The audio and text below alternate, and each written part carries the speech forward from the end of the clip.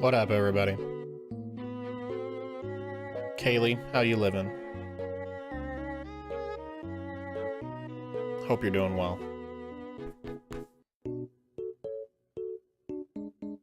Bop, bop, bop. Well.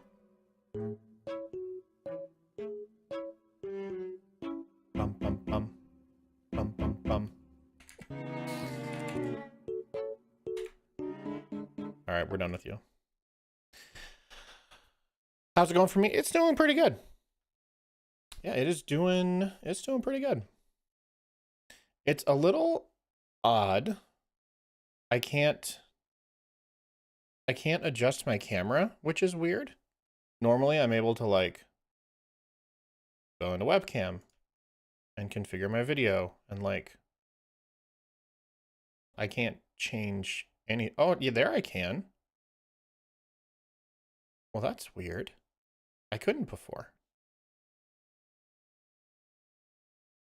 I just can't change the exposure for some reason. I don't know. It's being kind of wonky. Did y'all get hit by the storm, or were you not in the path? And okay, got hit pretty hard, but that's south, y'all.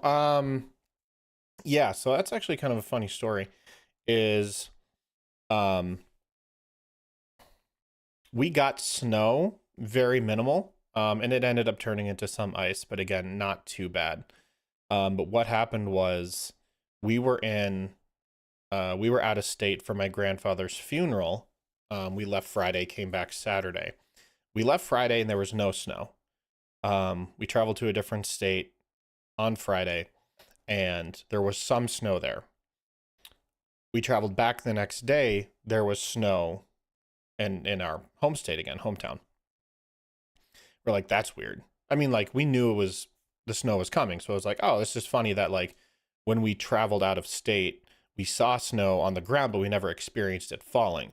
When we went back, we saw snow on the ground, but we never experienced it falling. So we kind of got caught in this weird sort of like middle ground. It was kind of funny. But then the next day, so Sunday, Tiffany was going to fly down to Austin, Texas, for a big yearly work event that they host down there. Again, no big deal. So her flight left out of Nebraska and flew into Dallas. That was Sunday morning-ish. And she stayed in the Dallas airport until like 3 a.m. last night. That's not entirely true. So her flight to Austin got canceled. Or it was like delayed, changed, canceled, blah, blah, blah. So all of Sunday, she was pretty much just waiting in the airport for her flight to actually happen. It never happened. So what they ended up having to do was they just got a hotel in the airport area and then had rebooked a flight for early the next morning, which was Monday. And so then she stayed at the airport for the entire day. Monday morning, like she got on a plane. She's just like, I'm just coming back home because this is ridiculous. So she got to the airport like 7 a.m. yesterday, Monday morning, and she didn't get on a plane to fly back home until probably like 1:30 in the morning. And again, it was just like they just kept saying, yep, plane's ready. Oh, it's delayed. Oh, flight's canceled. All right, here's a new flight. Plane's ready. Oh, it's delayed. Flight canceled. It was just that all day. And so, yeah, it was just that sort of stuff. She was just stuck with that. So, she texts me and she's like, I'm finally like on a plane I'm leaving at some point, but I won't be home until like 3. I won't be landing until like 3. I was like, oh, that sucks. I'm going to bed. That sucks to be you. Um, but so event like when she landed, I got up and just made sure that like she could stay awake while she was driving home. So I was up pretty late as well, but I wasn't stuck in an airport the whole day. So I was like, I'm beat. I'm going to bed. Good luck with whatever it is you're dealing with.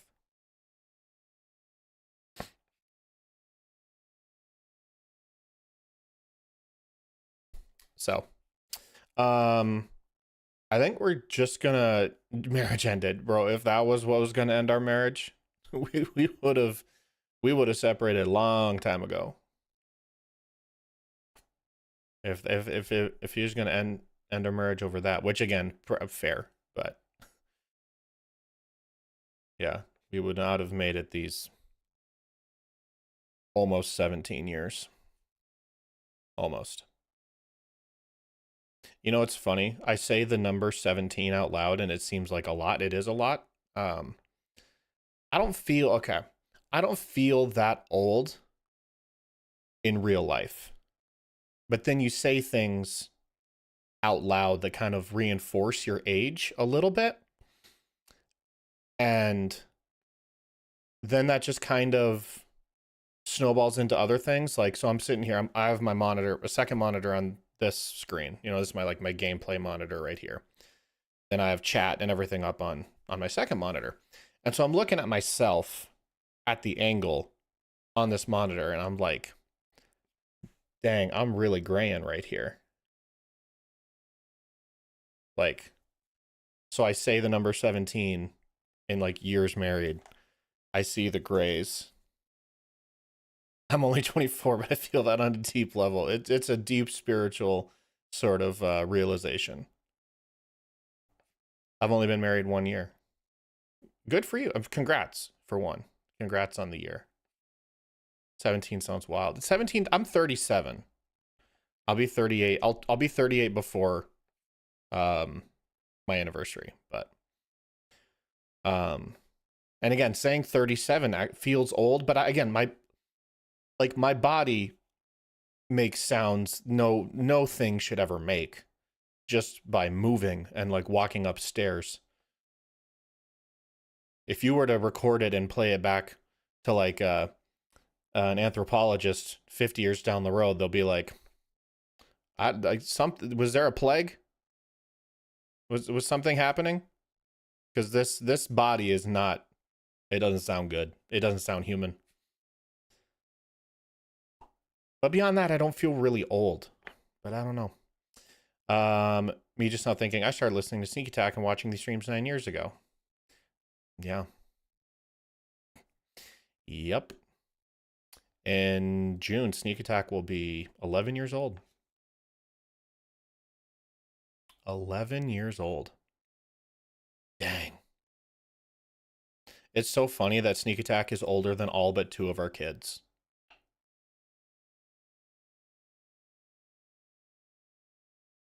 It's just Danny and Mike's oldest that are older than the show. Everyone else, see, I have 2, Josh and Kelsey have 2, Danny has 3 more, so that's 7, and Mike has 2 more.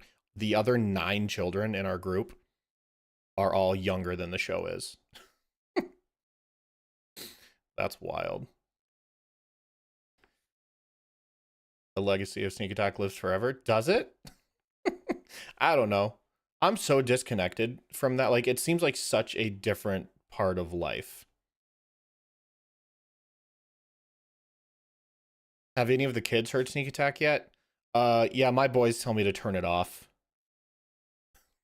Oliver, my youngest, he's kind of like amused by it because he doesn't understand how dad's voice is on the radio. Mason's just like, turn this off. I don't want to hear it. And Tiffany's like, well, it's funny, you know, like it's dad's on the radio. He's like, I don't care. Turn it off. It's like, fair. There's a lot of you out there. There was a lot of people who thought like you out there. They're like, I don't care about this. Turn it off. That's fair. Sneak attack is a different era, but such a big thing in my brain. Yeah, I don't know what I'm so detached from not only the podcast space or even the like actual play D&D podcast space, but just like sneak attack in general. I feel like it belongs to the world more than it belongs to me. And it's just like this thing that I'm not in control of, which is, it's, I don't know, it's kind of funny. It's fun, but again, it just feels like a different age, a different lifetime ago.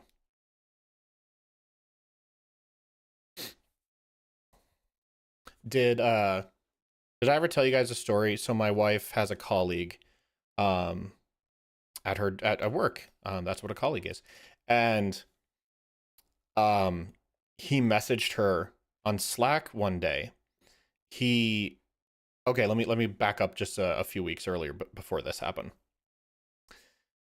Tiffany's job once a year will fly out the employees and their spouses for like a fun retreat kind of thing. This thing in Austin that just happened was not with me. But just like once a year they're like, "Hey, let's bring out, the team and their significant others so we can all just like celebrate together." Cool. So now I jump forward those few weeks and I this one of Tiffany's colleagues messages her on Slack. He's like, "Hey, it was cool meeting your husband at the retreat the other week." And Tiff's like, "Oh yeah, it was great. He had a really good time out there, blah blah blah." And he's like, "This is gonna sound absolutely nuts, and if it doesn't make any sense, just ignore everything I say. But does your husband have a podcast called Sneak Attack?" And and Tiffany was like, "Oh my gosh, yes, blah blah blah." It was so funny. So like I met the guy.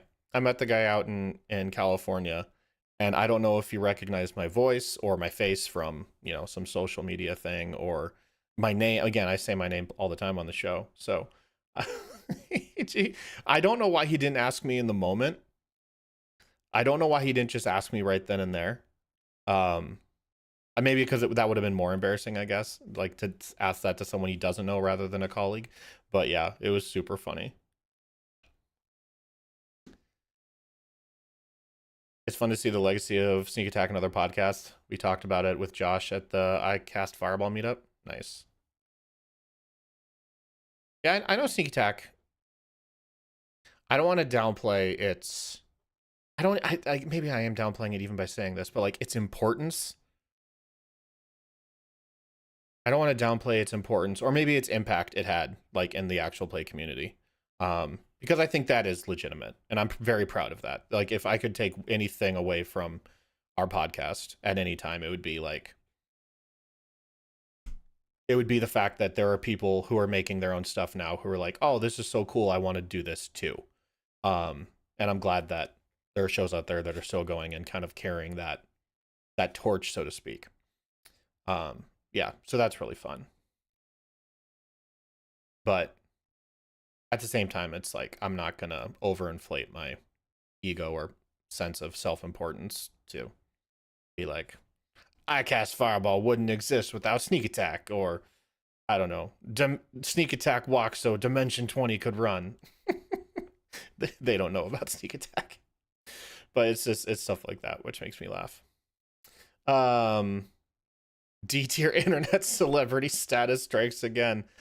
I don't get noticed or recognized often, but when I do, it feels pretty good. The moment when I was first talking with my husband, we both realized we'd listened to Sneak Attack was, "Oh, you guys met not knowing you both listened to the show." I thought you guys like started listening to the show together while you were together. That's very funny. That you knew each other, started connecting, and then realized both of you like this really niche show. That's really funny. Oh, what's up, Laura? Sorry, I didn't even see your name. Sometimes when you see someone outside the space, you expect them to be in it. It takes a while to click who they are. Oh, that's true. That's true. We met not knowing and then discovered we knew sneak attack and then we clicked. Listen.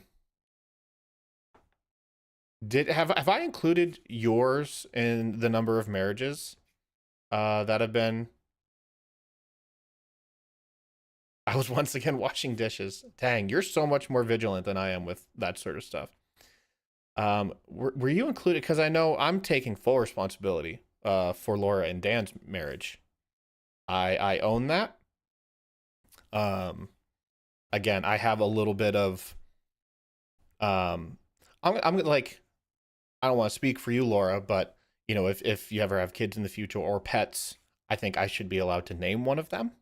Just saying, throwing that out there. Um, so hit me up when the time comes. And Reed keeps Laura and Daniel's marriage certificate in his basement. It's in my filing cabinet in the fireproof safe, along with all the important stuff. I'd apparently talked to my husband's uncle and brother on the Discord before I ever knew him. That's wild. That's cool. I saw someone say, I don't know, but I think there are 4 marriages because of sneak attack. You may give me suggestions when me and Corwin get a dog. Heck yes. Let's go. I'll take it. We're going to be out of town all week, so they can't just sit there. Amazing, guys. I was pretty sure that was in my fireproof safe. Your fireproof safe is in my fireproof safe. So technically, you're still correct. But if you ever need your passport or social security card, let me know. I'll mail it back to you. Name it Reed 2, the sequel. Reed 2 Electric Boogaloo? 2 Reed, 2 Furious? Dude, that actually is that's hard though. You name someone 2 Reed, 2 Furious? Turns out Reed's fireproof safe is an infinity box. We're all inside it. It's fireproof safes all the way down.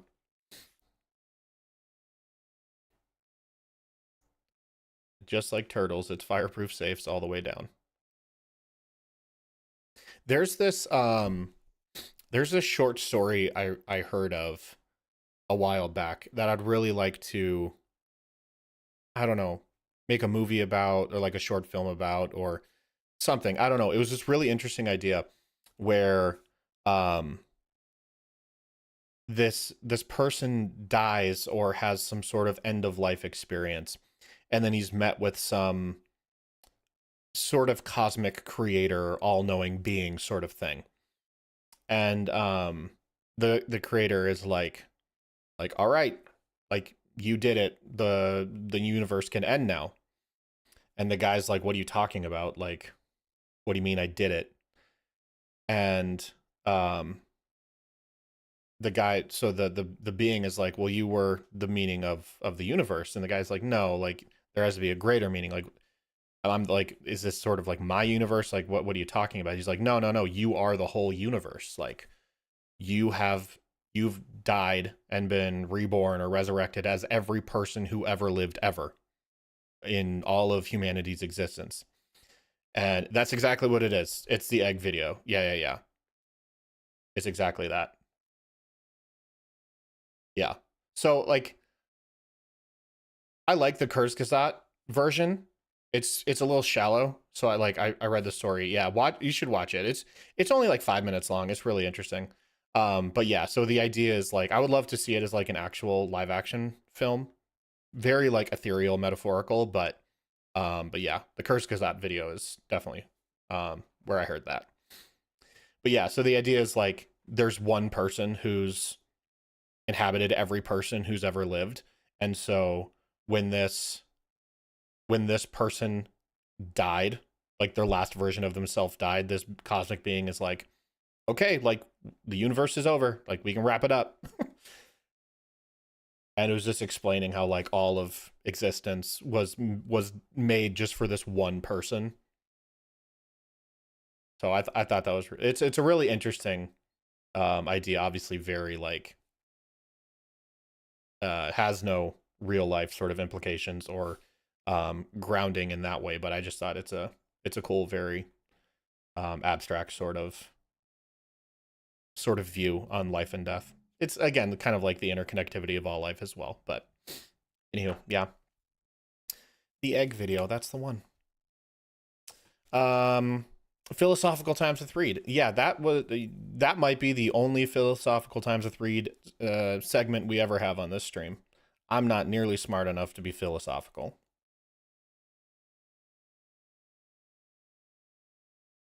But I do like a good philosophical film. I started watching this movie called Train Dreams. It's not philosophical in any way, I don't think. But the way it's shot reminds me a lot of how I would make the Egg video, movie, film, short story adaptation thing. It's very much just like vignettes of scenes and moments rather than a like structured act 1, 2, 3 sort of narrative. At least like I haven't finished it yet. About halfway, and I'm pretty sure I have a solid grasp on like the format the film is going for.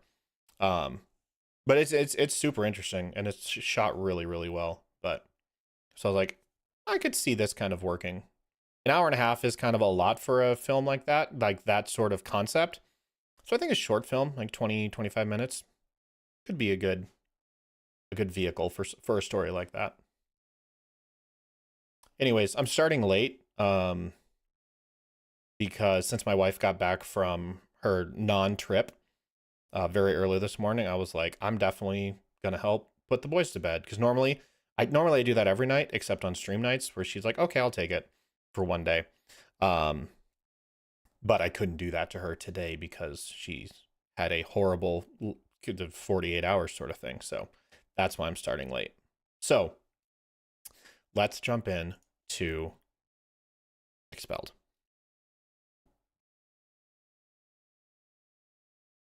You know what's also funny? I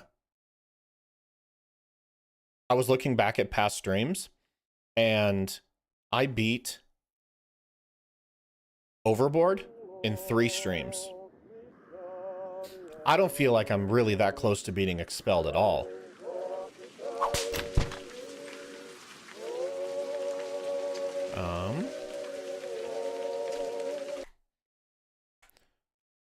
So it's cool. Should be good. Yeah. So yeah, I was like, dang, either I'm missing things. This whole thing is just taking me longer than I expected, or it's just a longer game. It's definitely more complex, I will say that. Yeah, you technically got the final ending in the second stream of Overboard? Really? And then I just played a third one for the lulz. Verithy Ambleshum? I think Ambleshum is the first time we've seen that. Perhaps slightly less intuitive, maybe. I will say this game feels like I have to work a little harder to try and connect some of the dots that maybe felt more intuitive or more natural from Overboard. I don't mind it that way, but I do get that. I do get that sense.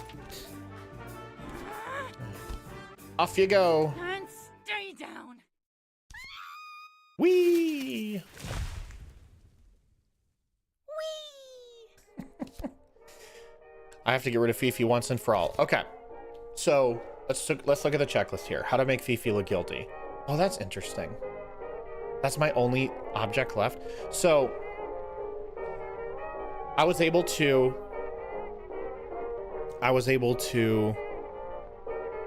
convince Nat and Susan to vouch for me. No, not Susan. I was able to convince Nat and Will, the gardener, to vouch for me. Susan, I still never was. And so my last ending was like a fine ending, even though Fifi still got to become head girl and like decided to ruin my life. So I'm not sure I'm not sure if getting Susan is going to make Fifi look guilty. So I'm not sure what path I need to take in order to kind of like go that route. And here's a few things. I'm going to pause the music real quick. Here's a few things that I still have not been able to connect to the larger story. Number one, that girl in the infirmary. I don't know what is up with the girl in the infirmary. The meds in the medicine cabinet also seems like they should come into play at some point. The priest in the basement seems like maybe not has been fully explored or explained yet. The cocaine owl, or someone said, yeah, I think it was Nerd said it's not cocaine, but maybe something else, like it's something else that gives hallucinations. I don't know. There's a few aspects of this that still don't quite,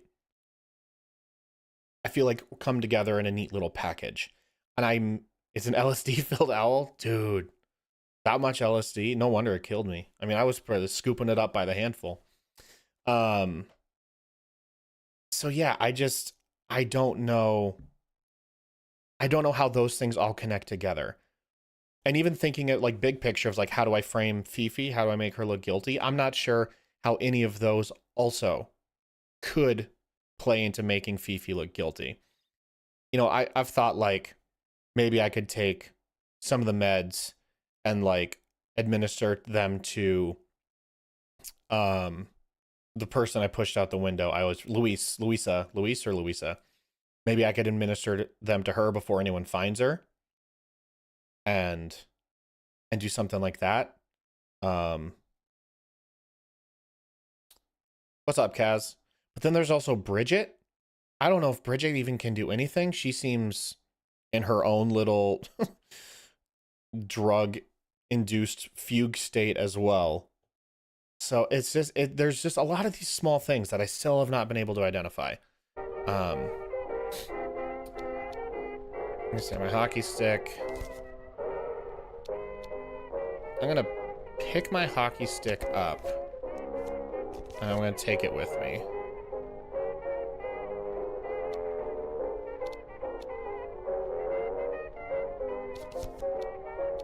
I don't want to check it out the window. Can't. Yeah, take it with me. There we go.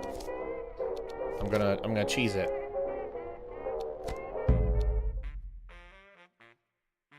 How much have I missed? I was playing Baldur's Gate 3. I literally just started. So if I go to the sand, okay, Matron will still be there, so I don't want to do that. Let's go to my room.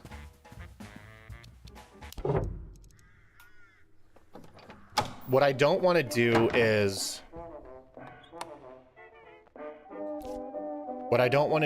get Nat mad at me this run.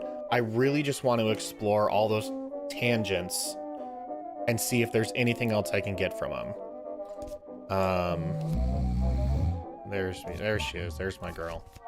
I'm gonna stash the stick. I'll get in trouble if Matron sees I've got it. I'm gonna stick it in my bed. I know she finds it eventually, but I don't care about that right now. I don't want Nat to see it if I stuff it under her bunk. I want to see what she does if you make her promise to be her best friend forever.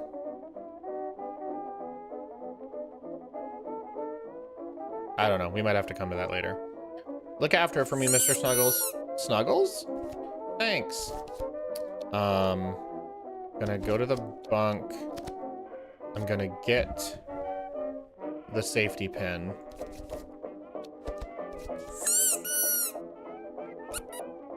And unpin the note and take it with me.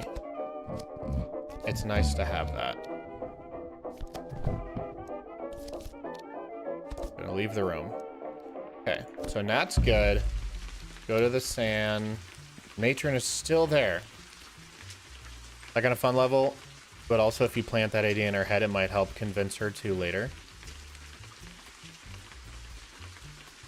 Yeah. because I already know I have at least 2 methods of getting Nat to vouch for me, I'm gonna ignore her for the time being. I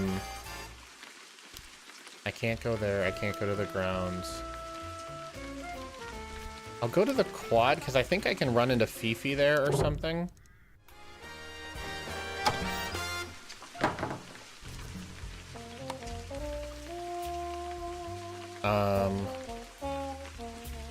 I don't really want to talk to Jenny. Oh yeah, I also don't know what Fifi was doing in the cellar.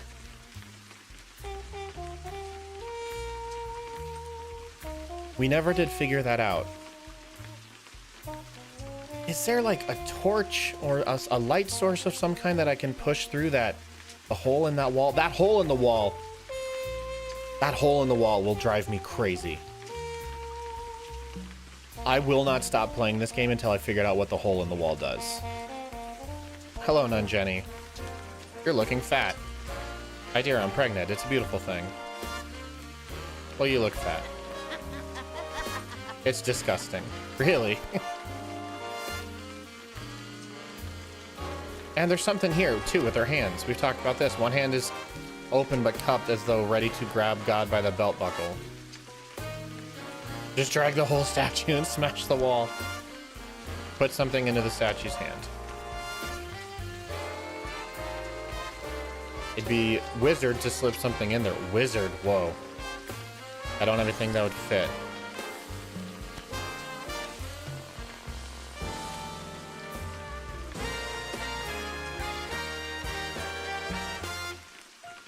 See, like, a cupped hand. What is that big enough to hold? The paperweight? Can I take the list of, maybe one of the pins like Luisa's from Will's Shed? Oh, that's an interesting thought.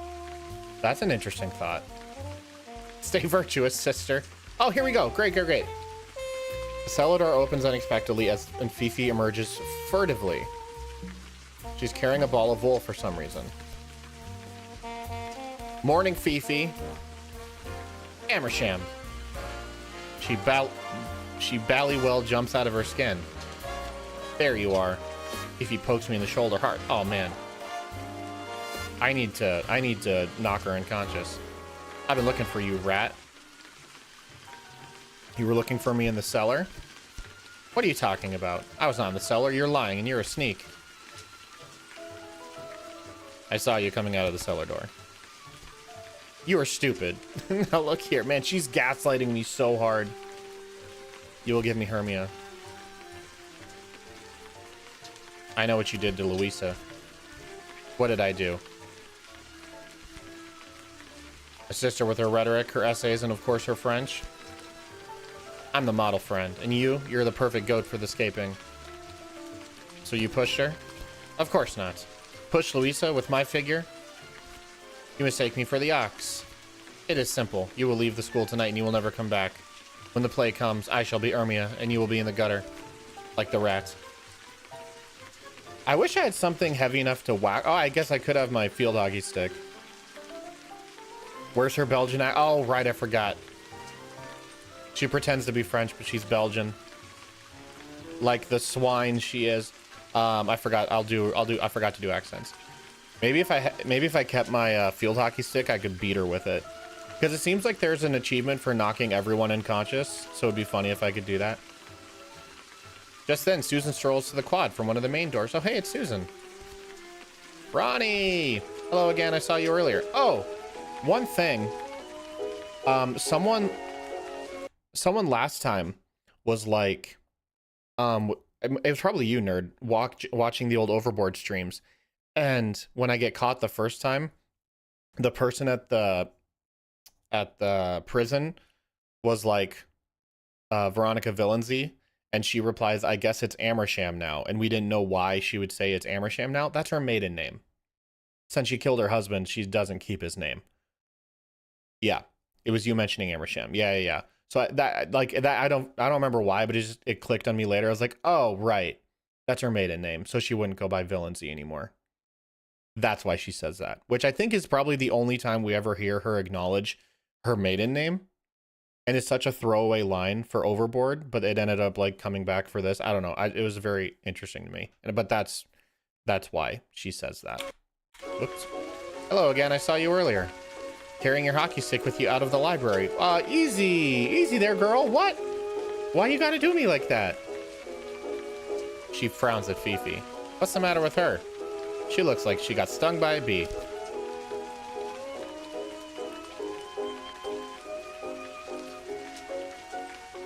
Hello? Oh, it is hilarious. She married a man named after the villain after already doing a murder as a teen. Hey, she didn't murder Louisa. Not yet.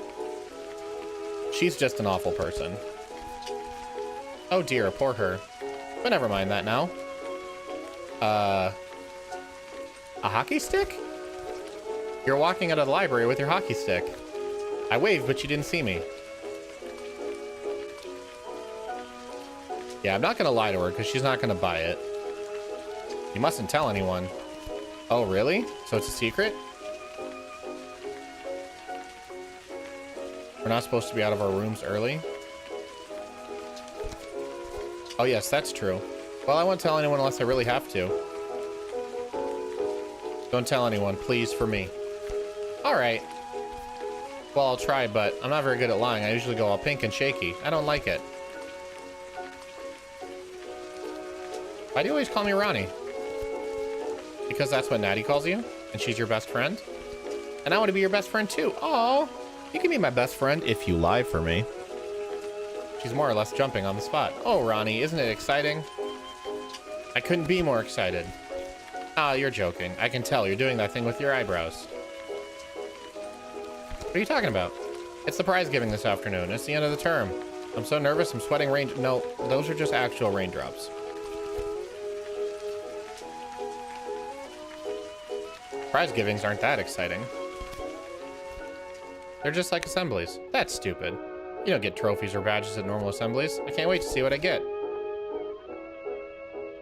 I don't know if I'll even go. But you have to go. I mean, you actually have to go, don't you?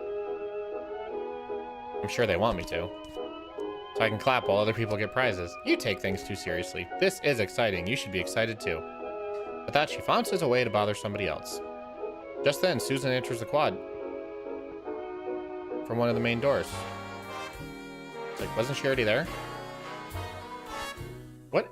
How have I never had this interaction before? Good morning, girls. Oberar habet arenum in or. Ore. Service time. How is it already 9 o'clock? I went to the quad at 8.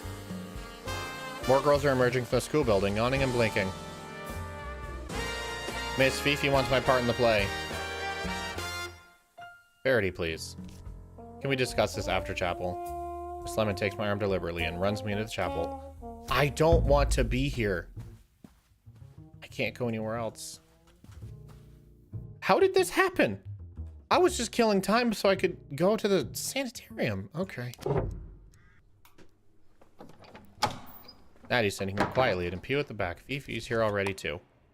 I'm just gonna leave. Ronnie, where are you going? You will get into trouble. Peace.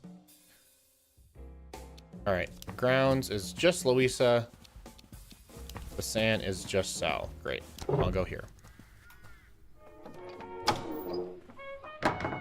Even from outside, the strong smell of disinfectant makes me want to leave. I'm gonna barge straight in.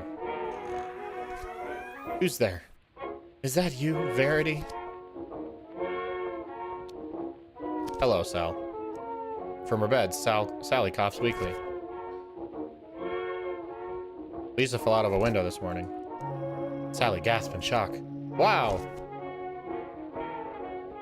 She's lying upside down in a rose bush.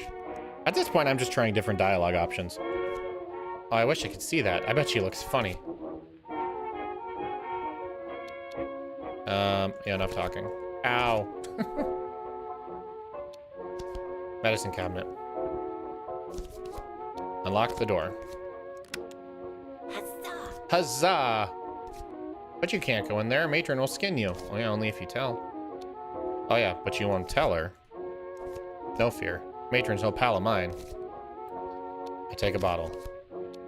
Take chloroform. I take another bottle. I take arsenic. I take cod liver.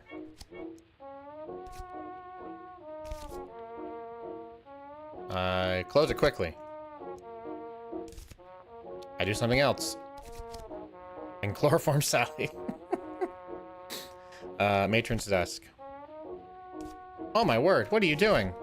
Shh. I'm busy. Look at the papers. Can I take this thing?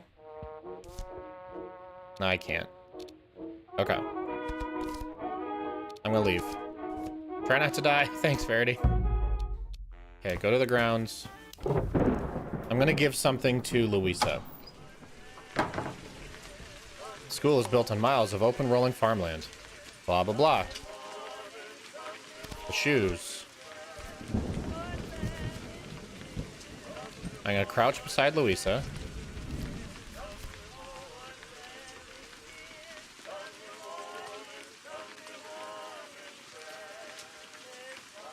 Well, these are interesting.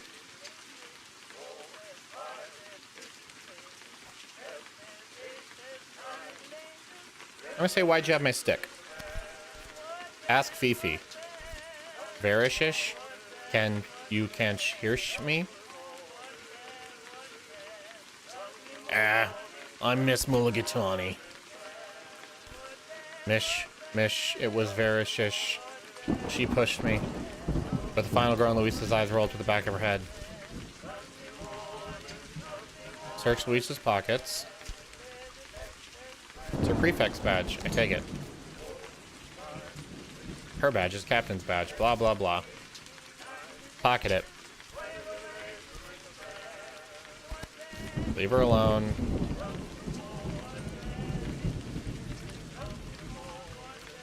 Go back inside where?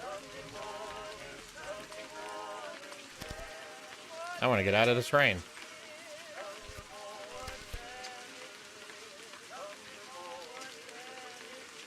Oh boy, man, these are all new dialogue options.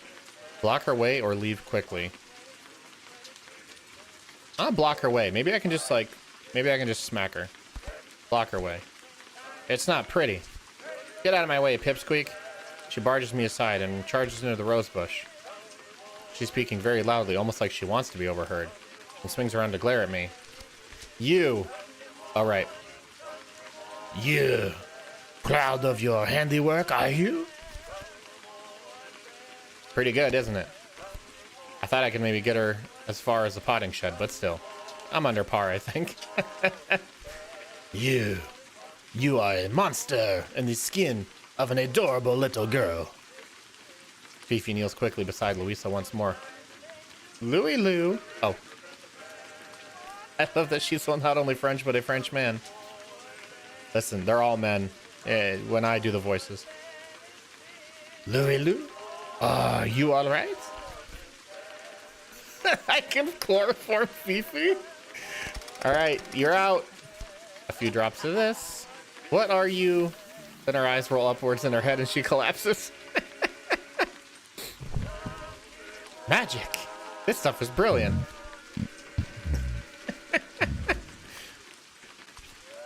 So lovely to see you and Louisa sharing a bed together. The school gates fly open. Aha! It's Matron. Amersham. Miss Mulligatawny would like to see you in her office. Am I going to get a prize at the prize giving? I'd probably be so excited. He's coming all the way from Oldham just to see. To the tower. Can't believe it. She hauled me by my hair back inside the school building. I've been sent to the tower. I wonder if I can chloroform Miss Mulligatawny. Miss Amersham for you, ma'am. This should be quick enough. Thank you, Matron. Door slams behind me. So, Miss Amersham, there's something you wish to tell me.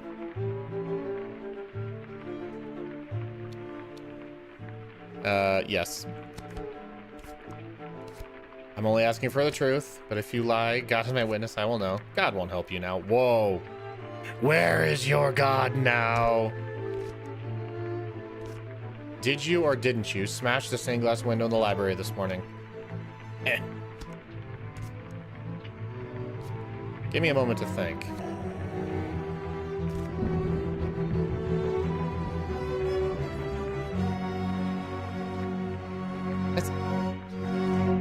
That's funny. I don't actually have the option to say that Louisa did it. It said Louisa jumped out of the window, but not that Louisa actually broke it. I prefer Veronica. My dear, I have the admission slip signed by your father. You can tell your little friends you're called Napoleon Bonaparte as far as I care, but to me you will always be Little Verity. You've already decided I'm guilty. Let's not waste more time on pretenses, shall we?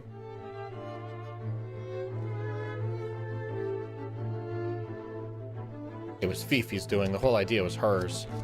She told Louisa to jump from that window. Fifi is a senior prefect, Verity, one of my most trusted lieutenants. She wasn't in a room this morning. Prefects are afforded some latitude, Verity. Fifi definitely did it, though. Susan Mucklebrush saw you leaving the library with your hockey stick. Susan, you narc! And please don't accuse Susan of lying. She'd probably burst into tears even though she can't hear you. Tell me, Verity, what does it say on the front of the school? Go take a hike. I see. Well, let's skip the moral lesson, shall we?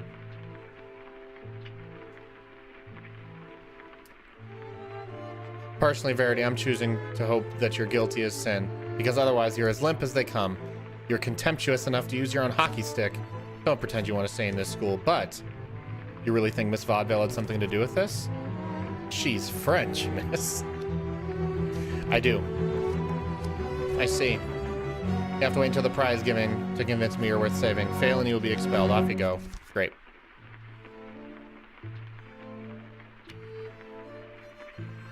Where's your surname come from? Young lady, I descend from a long, proud line of devout missionaries. My name is synonymous with the cultural exchange and the word of God himself. Now get out. Dang. Okay.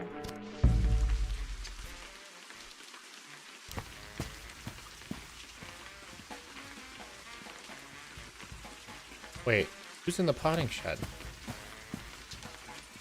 Will and Louisa are in the potting shed?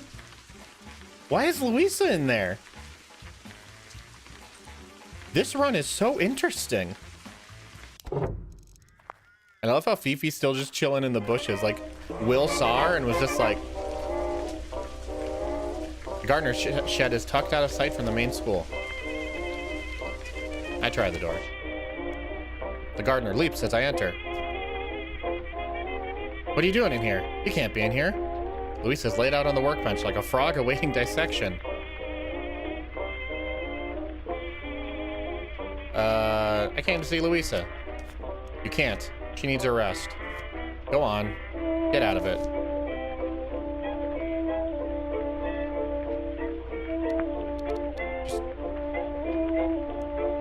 Just 2 minutes. She's sleeping. In her condition, she needs rest. There's something wrong with Louisa. Oh yeah, I wonder what it is. What condition? Condition? I mean, look at her. She fell out of a window.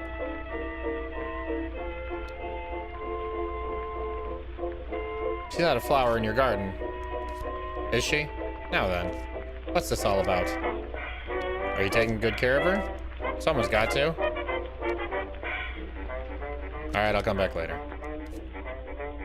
Don't you be coming back at all. The shed is off limits to girls. Except Louisa. Yes, well, she's different. Could I be different? You? I don't know you from Eve. Eve bit the apple, didn't she? I don't know what's going on here. This whole conversation has taken a wild ride. What is this? Who put you up to this? Someone trying to make me out of a job?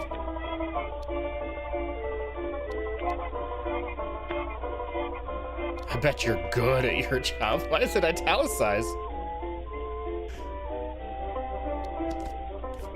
Got such firm hands. I am good at my job. The only one I've got. Moves away from me, circling around the table. I'm here at school to learn, aren't I? I wonder if anyone would hire you if you left. What are you talking about?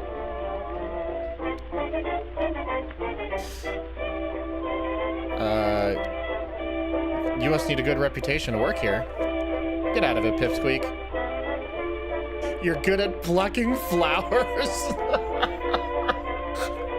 Oh my gosh, that's amazing.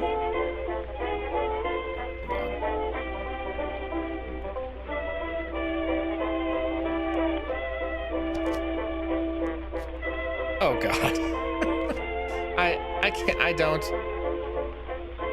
Do you like the taste of the first cherry of spring? What on earth? I've got pruning to do. He grabs a pair of shears from the shelf and dives out the door. Louisa is unconscious. Louisa's breathing, but her eyes are closed. Louisa looks peaceful, laid out on a table like Christmas dinner. Okay, so I can't do anything with this. That's fine. I'm gonna leave her alone. But I'm gonna look at the shelves of clutter.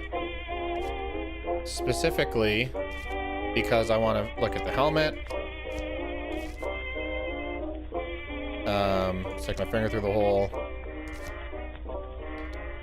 Try on the helmet. I guess I gotta do that. I'll take the helmet off. There it is. That's what I was trying to get. I was trying to get to the badge. Pick the thing up. Oh, it's a badge. Hockey captain. Luis's badge. What's it doing in here? Okay, I'm gonna leave the potting shed. I'm gonna go talk to the statue and see if there's anything I can put in her hand now. Jenny's hands are outstretched and open. The statue.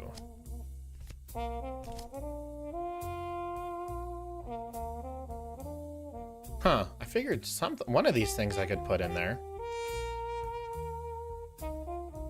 Were there this many variables in terms of character actions in Overboard?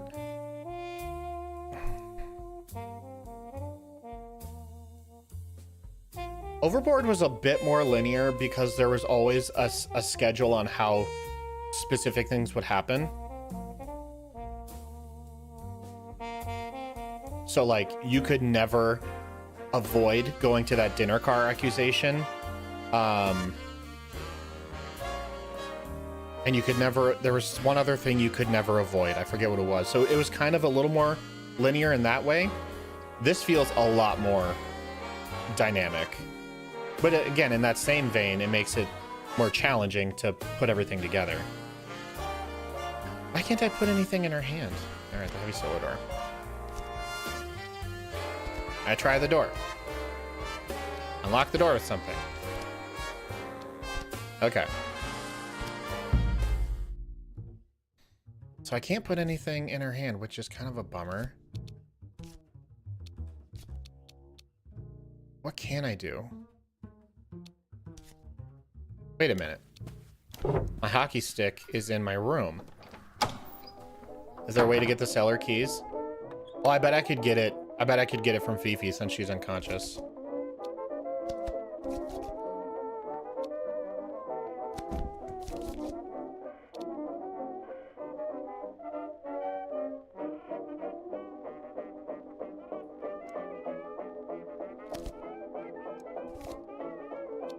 Where's my hockey stick?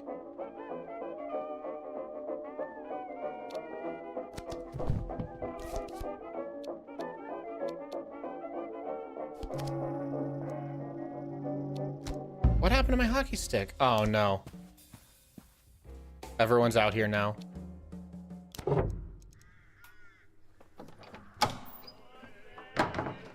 I dashed up to the grounds. The other girls are already outside, jumping in puddles like frogs. Amersham, you're late. Oh, right. Sorry, matron. Matron blows her whistle. Amersham, time to get warmed up. Crocodile jumps.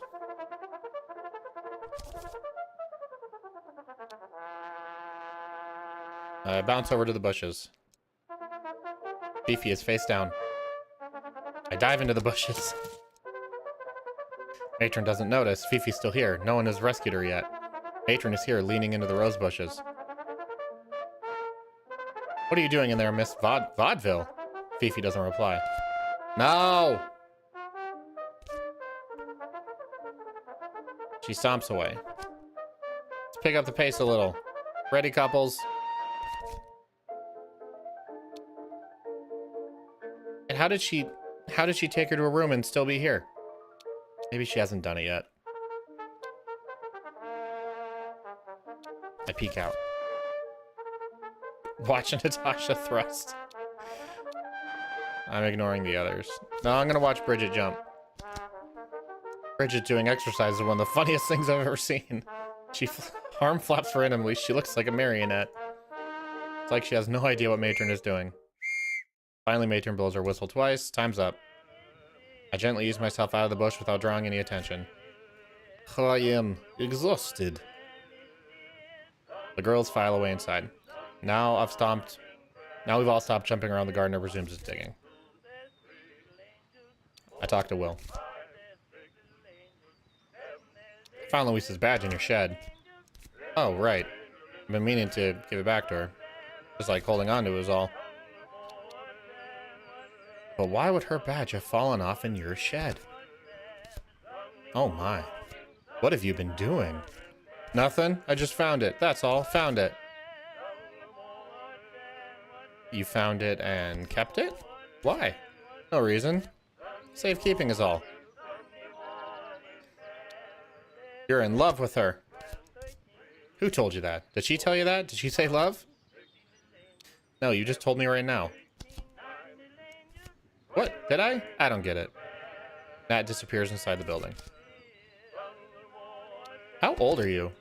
23, right? Yeah. Gotta be 23 to work here. Nice bushes. If people would leave them alone. Is Louisa alright? She's in a bad way, a very bad way. You know Louisa jumped out of that window? I do. You know Fifi Vaudeville? The French one? I know her. What's she got to do with anything?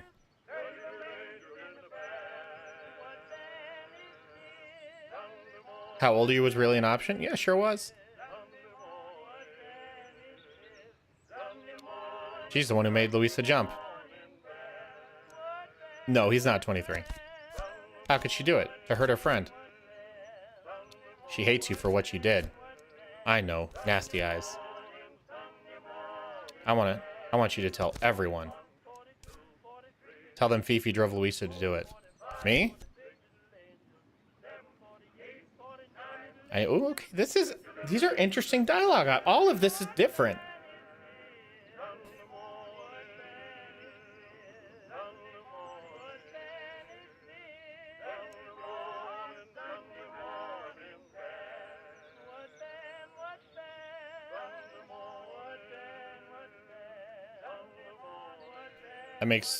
This makes so much more sense if they're both minors. Oh yeah. I need to make Miss Mulligatawny understand the truth, or help me ruin Fifi, or I will ruin you.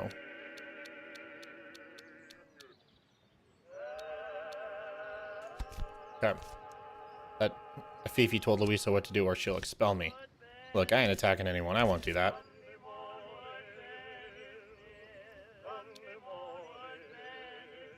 Just back me up at the prize giving. Or think what Fifi might do next. I don't like it. But alright. I'll come to the prize thing at the end of the day. You'll see me. But I won't attack no one. I got a reputation to keep. Now leave me alone, won't ya?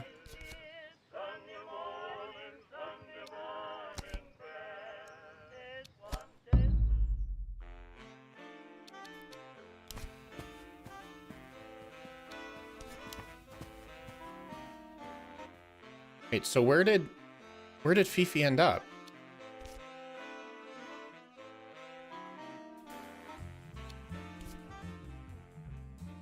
Okay. So here's something. I chloroformed Fifi so she won't be at the prize giving, which is interesting. I don't have access to her room. And I just got Will on my side. My objective is literally, can I make Fifi look guilty?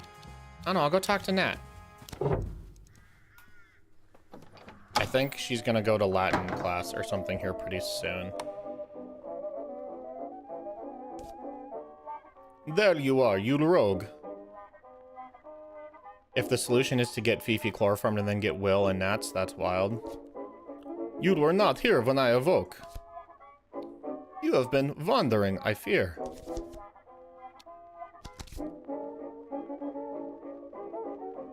I found Louisa upside down in a rose bush. You did? My goodness. She has been carousing all night, perhaps. Feet sticking up. Oh no. Perhaps it is happening to me again. They weren't your feet. But this is how it starts. With those you are close to, those you love. You didn't love Hardcastle, did you? No, that is true. But the wolves, then they come kill the bulldogs as well as the powder poodles. What is a powder poodle? You are my love. Sometimes Nat talks like she's in love with me. You're always so kind to me. Well, of course. We are more than sisters, you and I. Darling, are you alright? You seem cold to me. I'm having the worst day. I saw a girl fall out of a window. I'm going to be expelled. Everything is wrong. This is true. The world turns to darkness every day. But in every cellar, there is a window. Wait, is that a clue? Is there a window in the cellar that I'm not seeing? You know what I also just now realized? I've not looked behind any of the other tapestries. I've not examined a single other one of them. I don't know if that's significant at all. But it is strange that I've been like so laser focused on the cellar one. I might have to do that probably next run. Every plant grows towards the light. Where is your light, Ronnie? Can you see it? I want to believe you, but everyone here is awful. I don't know how to cope. In Russia, we have saying, walk over the snow and do not stop. Time to be going. Yeah. She's going to Latin class. The door. Timetable, spin to the door. 9 a.m. prayers, 10 a.m. geometry, 11:30 gym, 1 p.m. lunch. Oh, so she's going to lunch now. Latin's at 2. I'm not doing very well, am I? Rude. In my room. I feel like I'm doing pretty well. Okay, so they eat in the quad, right? Yeah.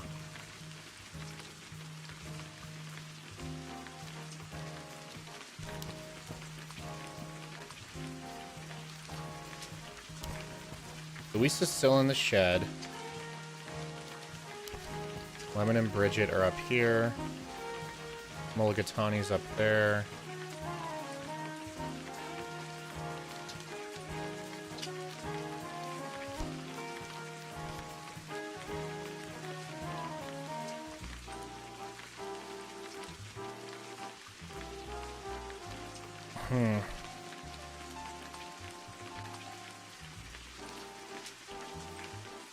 Man, I'm kind of stuck at what to do next. Like, I don't think I'm going to make any ground with Nat or Susan this run.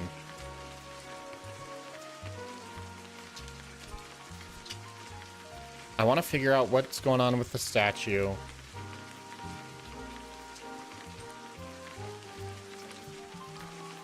There was also, do you guys remember, I think it was my first stream of this. Like, Sal had like a voodoo doll of the matron that she could get to like feel pain. Do you remember that weird storyline?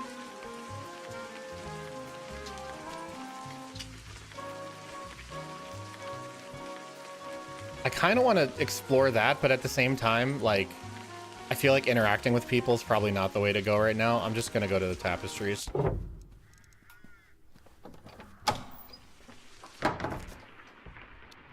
Rich tapestries.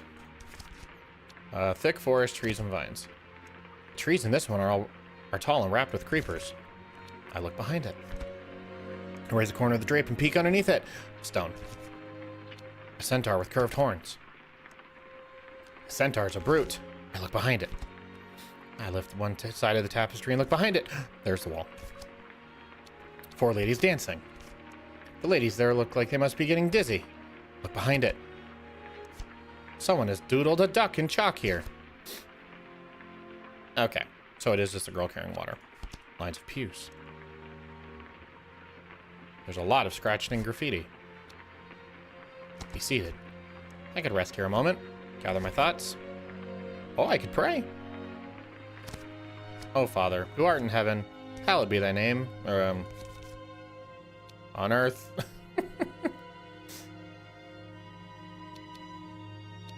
Do I want to pretend to be a good little Catholic girl?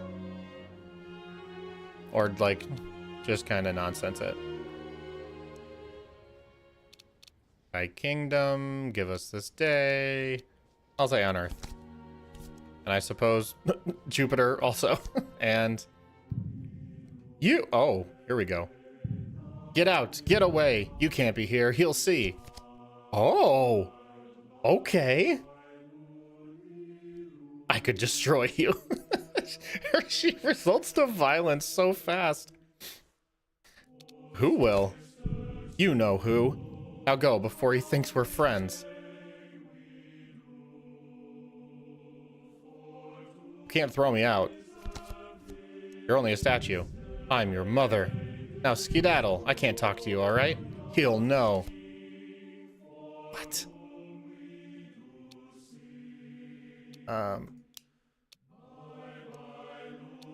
I'm gonna start this one over.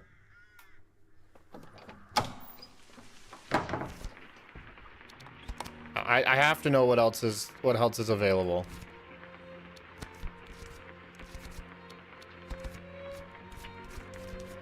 Hallowed be thy name. Thy kingdom come, for a horse, and okay. You get out, get away, you can't be here.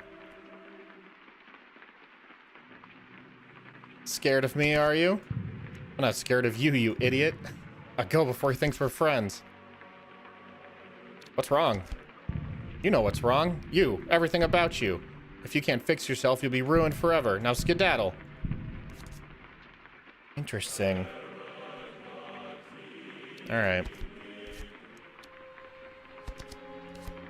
I feel like I'm being watched. Yeah, because you just had a sort of spiritual moment with a statue. Okay, maybe I can still do something with a sanitarium and figure out what that voodoo doll thing is. Is he the Coke Owl? Ooh. Maybe. It's the Coke Owl is the watchful eye. Girl. Do not enter without knocking. Might have been in the middle of a delicate matter. Sorry, matron. Matron's only replies to growl like a bear. Hello again, Verity. Matron sits in silence behind her desk. Sally glares at her, then begins rummaging for something under her blanket. Okay, cool.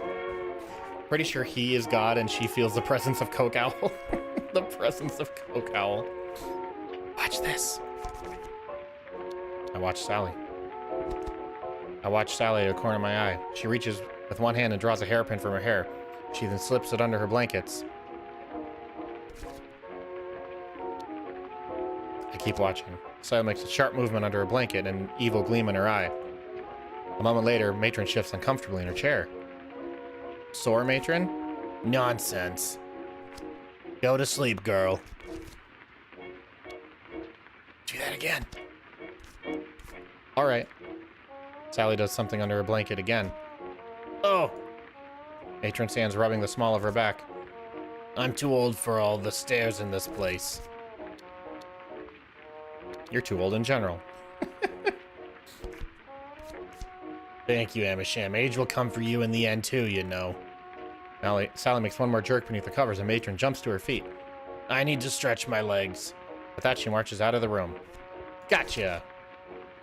Chloroform Sally.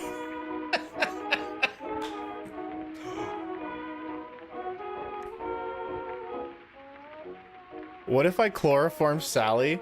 I take her voodoo doll and I like affix something of Fifi's, like, I don't know, her pledge badge. And I do something to Fifi with it.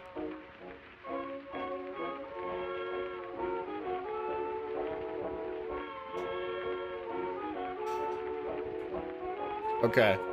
I mean, Fifi is already unconscious somewhere, but I bet we can make her life more miserable. Whip out the bottle and dab a little onto Sally's blanket. We have Fifi's badge. We got it from Luisa's body. What are you? Then her eyes roll up like some eggs in a pan of water and she's gone. There, that should do it. Search Sally's pockets. There's a dirty old rolled up sock here with 2 buttons sewed on.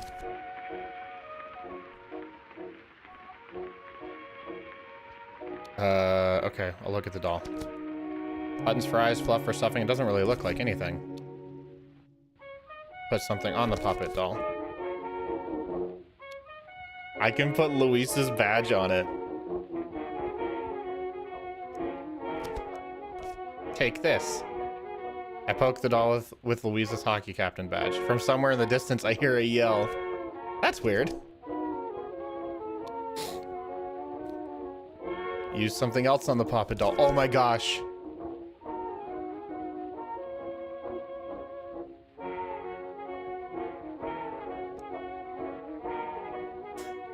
Can I remotely chloroform someone with this? The arsenic? I'm gonna do the prefect badge first because I don't want to just like go straight to murder spree. Take this. I jab the doll with the prefect badge. There's another distant scream. Does this thing really work? Do something else. The arsenic bottle. I wonder. I pour a little liquid over the doll. Wait, I know this smell. This isn't arsenic, it's gin. Oh, this is what she was drinking. This is what she was drinking in the,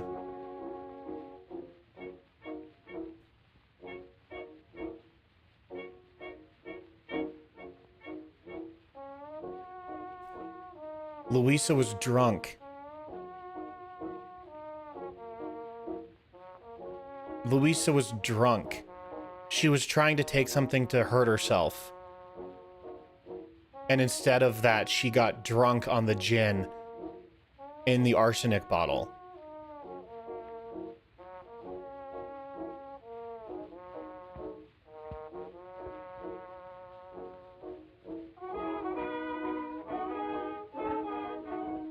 That's my running theory right now. That's my running theory. Then from somewhere distant, I hear a terrific thump like a tree has fallen. I'm remotely drugging this gal.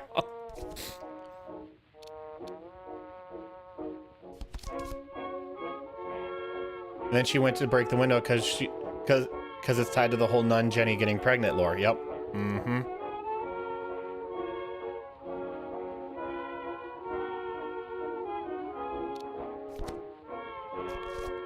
I'm gonna pocket the weird doll.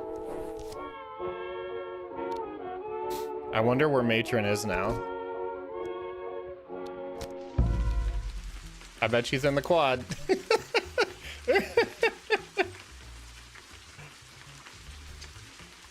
Did we maybe just kill Matron? I mean, it's not actual arsenic, but I can see what's up. Quad is empty and quiet. Nun Jenny's hands are outstretched and open. The statue. You're looking fat. All right. Matron is unconscious. She's absolutely flat on her stomach like a beached whale. I'm gonna kick her. strike her hard. My foot disappears into her like a spoon into a blancmange. What? Okay. Foot disappears into her. Is she wearing like a bodysuit? I wake her. Matron, come on, matron. Up, you people, get, please. Nothing.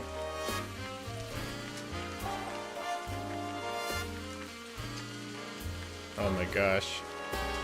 Leave the school quad.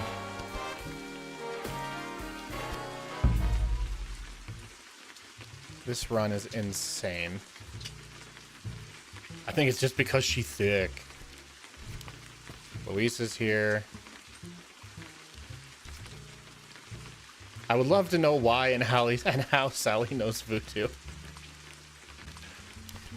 Library.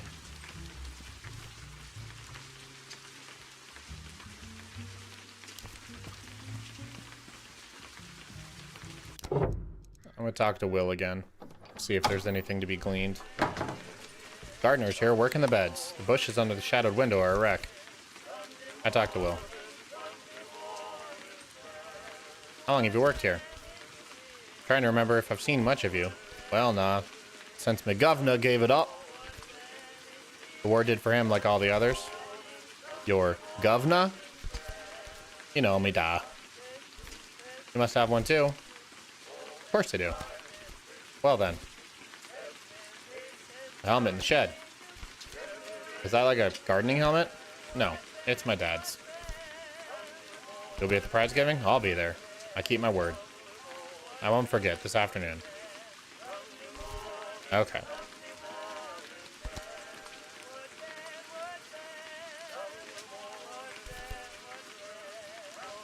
I pluck a rose. I go back inside. Maybe the rose. Maybe the rose I can put in their hand.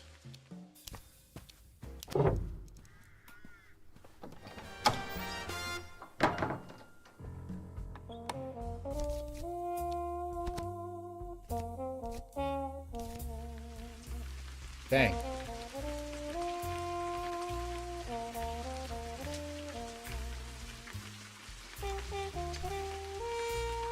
Okay.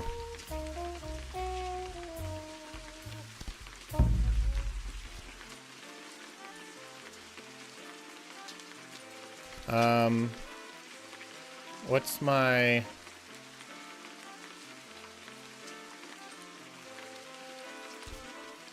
I don't know.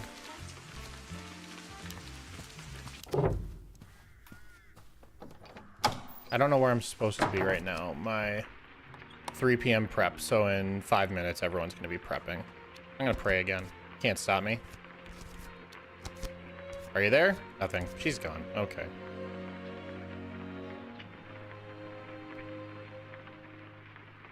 Honestly, I'm just gonna wait for the prize giving. I'm gonna see what happens since the matron's gone, since Fifi's gone, since Luis is gone. Stand up. Hall is full of girls. Miss Mulligatawny's appear in the doorway like a singer taking to the stage. All the girls hurry to their feet. Welcome to the thing. You may now cheer. I groan. Boo. My voice is lost in the crowd. As many of you are aware, today marks a remarkable anniversary of... I look for Papa. I scan the line of faces looking for my father. He's there, his brows knotted. His brows knotted and his cap pulled low. Oh, okay. That was a tough sentence for me, I guess. I can tell he's tried to smarten himself up, but a boot is a boot, however much polish you put on the leather. I wave to Papa. He seems to see me, then sinks lower in his chair. What a tool. 10 years ago, iceberg, blah, blah, blah, Titanic. I jump in surprise. Someone is trying to slide a pencil into my ear. I knock it away. Understand this, girls. Even a great ship can be wrecked by dark forces of nature. Blah, blah, blah. Blah, blah, blah. Doom comes upon us all. Now to the prizes. Having clean shoes. I look around. Number of conspicuous absences. The last prize to announce before we proceed to the inauguration of Head Girl. Special award for Verity Amersham. 100 head turns to stare. Stand up, Amersham. I stand up. There's a hush. The award I would like to give to Verity Amersham is a very special award, one that's never been given before. Yawn. It's a new award celebrating the most ignominious expulsion from the old nunnery in its long history. There's a gasp. By pushing Louisa Hardcastle out a window, Verity, louder gasp. You have forgone your place amongst us. A few tadpoles in the front row started crying. I didn't do it. Silence, worm. Verity Amersham, your name will be expunged from our school, from every record, from everything, blah, blah, blah. You have anything you say for yourself? I look out across the faces of my fellows. Will, tell them I didn't do it. I look around, point him out, skulking in the back. The gardener, what's the gardener got to do with this? She's right. She's right. This one couldn't have pushed no one, and that's a fact. A fact? Aye, a fact. Because... Indeed, Verity, that is the question. I'm hardly convinced, Mr. Gardner. Well, you see, this here girl, she was... Well, this morning it happened. She was, I was in the shed learning about birds and bees.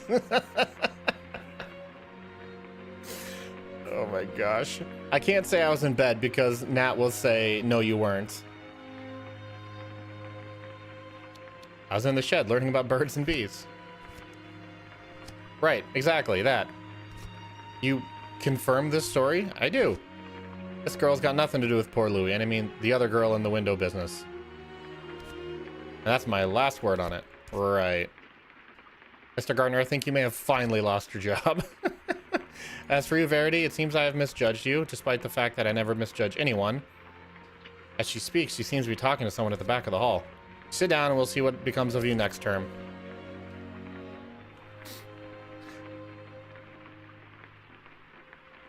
Next term, I'll push Fifi out of a window. Good grief. I'm not going to do anything here. I want to see how this plays out. Because, again, Fifi's still gone. I thought you were dead meat. Our final bittersweet order of business is to name our new head girl. As many of you know, we hope that Louisa Hardcastle would take the position, but she will need to be in a back brace for some time. Our preferred second, Fifi, is currently unavailable to take the role. Where is Fifi? Honestly. Well, girls. I know that once Delphine recovers, she'll be more than happy to take this position and use it as she sees fit to ensure the younger members of the school do not step out of line. She's staring directly at me as she says this. So please applaud loudly enough that our dear Delphine Vaudeville can hear you. Now then, girls, it's the last order of the day. You may go. It's the end of term. Hooray! The room erupts into cheers, but somehow I don't feel like celebrating. Oh, God.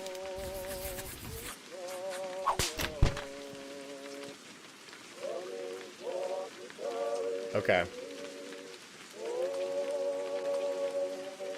This run was unhinged in the fact that it still somehow kind of worked.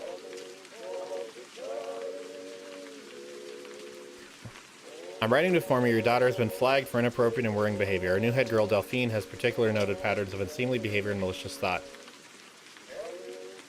As such, she will be enacting various punishments in an attempt to correct her before it's too late. Okay.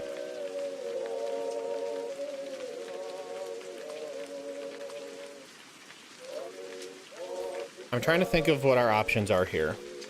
I'm extremely interested in the whole Natty talks to me like she loves me thing.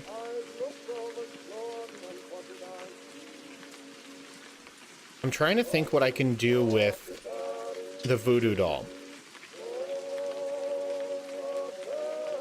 Is there a scenario, like what's the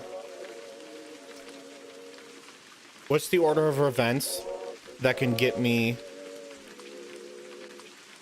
some sort of good response by using the chloroform on the doll? That's such a ridiculous sentence. Like, if I can take Matron out of commission at some point during the run, what does that gain me? Because we know at some point she drags me to Mulligatawny's office. That is an unwaivable action unless I'm in the cellar. She will always find me unless I'm in the cellar.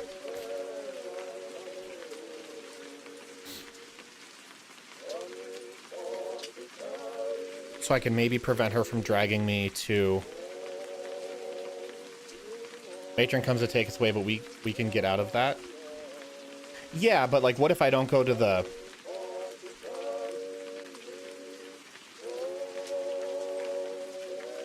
Okay, here's what I'm gonna do. First thing I'm gonna do, I'm going to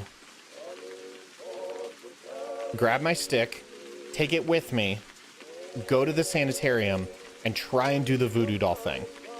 Because if I have access to the voodoo doll and the meds from the very beginning, maybe I can do something with that.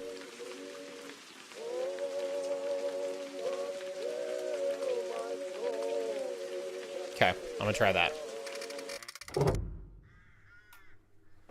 I'm so glad you're playing this and not me. I'm not smart enough for this.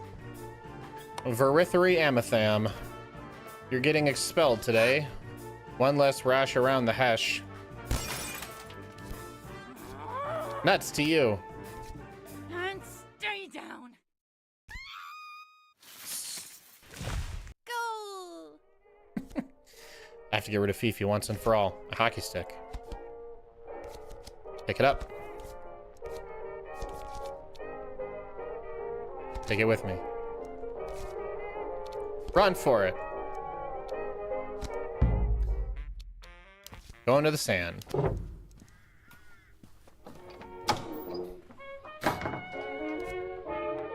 Pretty sure Matron sleeps in here. I barged straight in. Matron is here, sleeves rolled up like she's about to unblock a toilet. Girl, do not enter without knocking. Sorry, Matron. Matron's only reply is to growl like a bear. From one of the beds, the girl looks up groggily. Who's there? Is that you, Verity? Don't exert yourself. You want to be out here by open day. I won't be better by open day. I'll never be better. I'm going to die. She really gonna die? Of course not. She's gonna milk this sore throat of hers like it was a prize Jersey cow. Matron won't show me my charts. Her blessed charts. This isn't a war hospital. We don't have any charts. What do you... And you don't have herpes or whatever you think it is. Okay. So what have you got? I think it's the Spanish flu. My parents died of it, you know. Your parents are in basing stroke, young lady, as you well know. Honestly, giving young ladies books to read was the worst thing we ever did. Do you know Louisa well? Me? Do you think Louisa Hardcastle pays any attention to me? She doesn't even know I exist. It's not like I ever hit the ball. That's enough chattering, no more of it. I can't talk to Sally?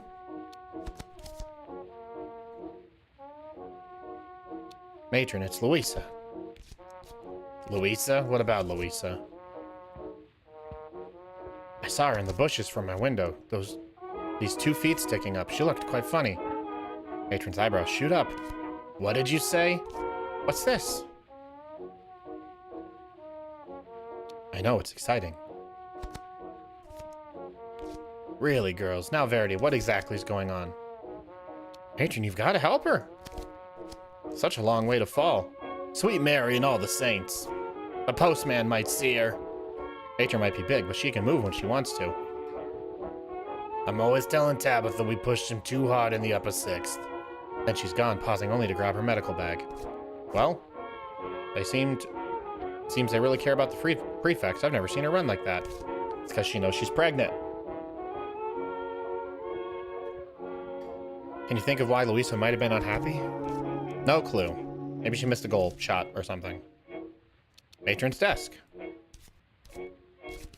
I take a paperclip. I work one free. I go to the medicine cabinet. I unlock the door. Yay! Yay! But you can't go in there. Matron will skin you. I take a bottle. I take chloroform. Take another bottle. Take the arsenic bottle. Take the cod liver oil.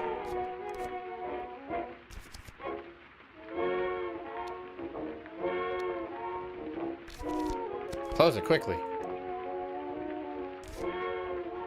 Do something else. Chloroform Sally. Wait, what are you? Blah. There. This should do it. Search Sally's pockets.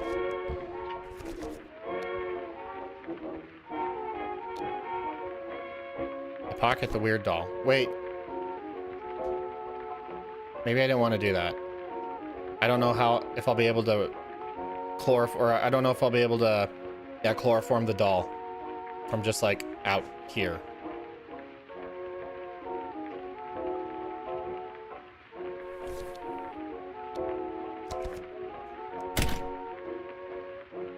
Without warning, the door slams open and Matron enters. She has Louisa slung over her shoulder like a dead deer. Get out of the way, clear the way, this poor lamb needs a bed. Miss Mulligatawny is with them. She glares at me. Verity, this is not a spectator event. You should leave now.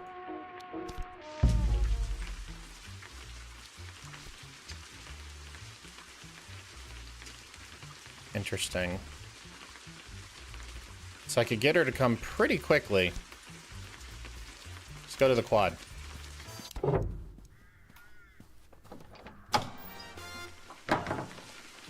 the middle of the school quad stands the statue of Nun Jenny. Fifi and Susan are here. Fifi pokes me in the shoulder. Yeah, blah, blah, blah. Hey, Ronnie. Oh, don't fret. I'll only be a moment. Hello, I saw you earlier coming out of the library. You had your hockey stick, too. What? You're walking to the library with your hockey stick. I waved, but you didn't see me. Oh, that wasn't my stick, the one I'm carrying right now. You mustn't tell anyone. It's a secret? It's a surprise. Oh, goody. I like surprises. Well, I won't tell anyone unless I really have to. Don't tell anyone or you'll regret it. Don't tell anyone even if they ask. I can't do that. I'm not very good at lying. I don't like it. Have you heard about Louisa? Heard what? She fell out the library window this morning. That's terrible. Does Matron know? She's in the sand right now. Oh, good. It's the sort of thing the matron likes to know, I think. It's a pity, though. I was hoping Louisa could help me with my geometry prep.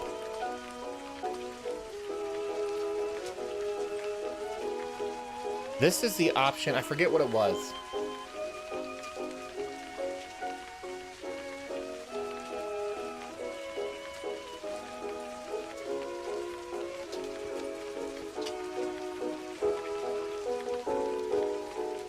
You've been looking for Louisa today? For your geometry work? I went up to her room before Naka, but she wasn't there. But yeah, the blood. That's what it was. No one was. The whole room was empty.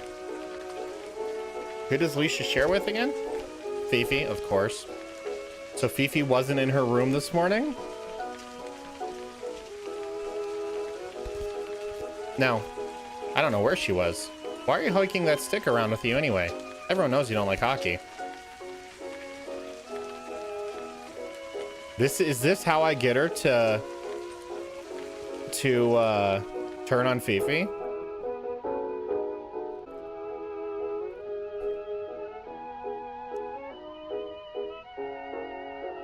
I'm putting it away.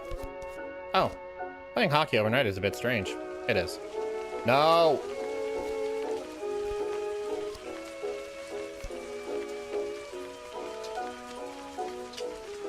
You must tell Susan only the truth she needs to know. Exactly, because if she lies, it's like Knives Out. She'll just vomit everywhere.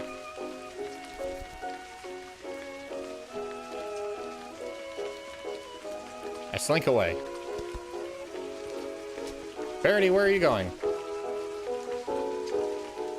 I have to get something quickly. There are spare bottles inside, Verity. Come along. Come on, girls. Miss Mulligatawny has a lovely reading plant.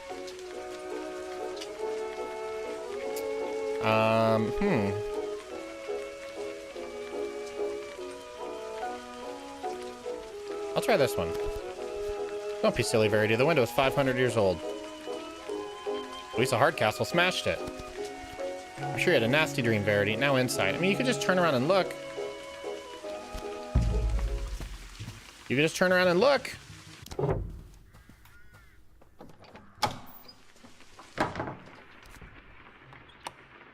Who on earth is this?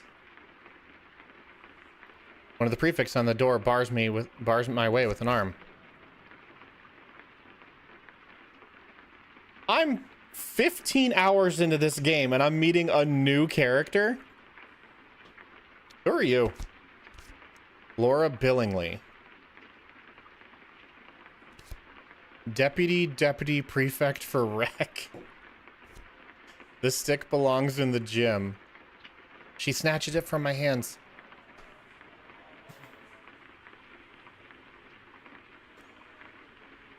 Okay. Muckle-brush. Susan Muckle-brush from the second form rushes forward. The prefect holds out the stick to her. Take this to the gym. Yeah, Laura, at once. The little creature rushes away. In you go, Amersham. She steps aside. Laura Billingsley. Why does that name sound familiar? Maybe I just saw it on, like, the monthlies chart, you know? Oh, it's Louisa's stick, you know. She'll know it's not, but... Nonsense. I know the scholarship stick when I see it. Yeah. Verity Amersham. The owl has arrived moments before me. Hurry up. Sit down. Miss Lemon lets go of my arm. Take a seat. I sit in an empty pew. The owl casts a death stare. We'll begin with the school song. I stay down.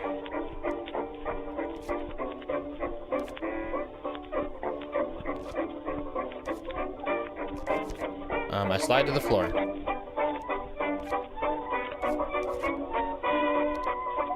I wait it out.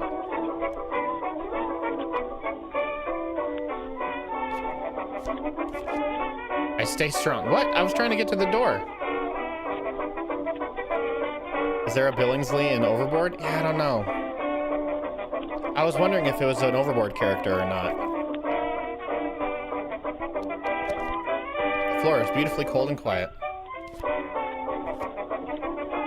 Everyone sits down. I quickly get up off the floor. Susan creeps in from the doors and quickly slides into a pew near the back.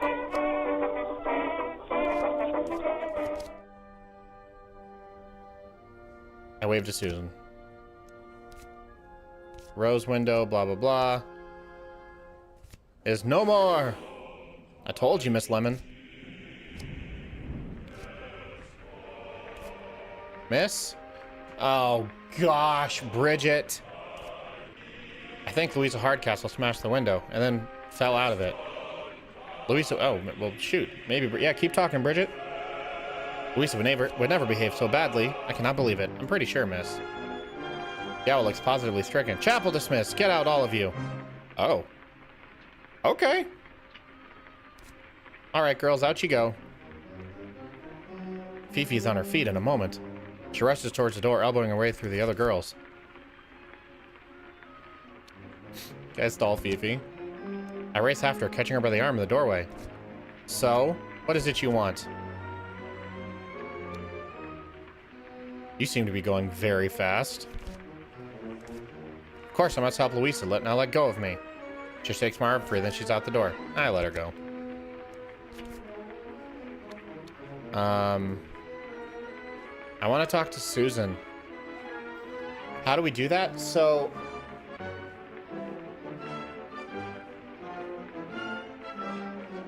I think the only difference is...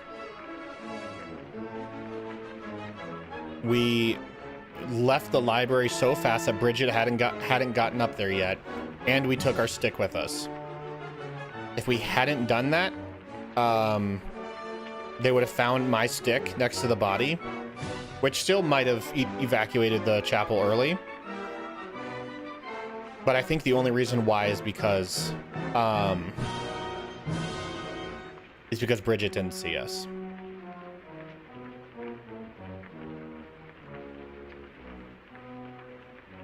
Trying to think what else happened. I don't normally go to assembly anymore. Yeah, I can't think of what else it would be. Hang back. Patron stomps off. Miss Lemon hurries out the door, and then the place is quiet. Any progress today? Yeah, actually, I am making progress. I need to talk to Susan. There.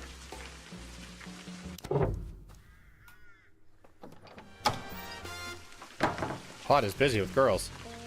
I want to talk to someone. I go over to Susan.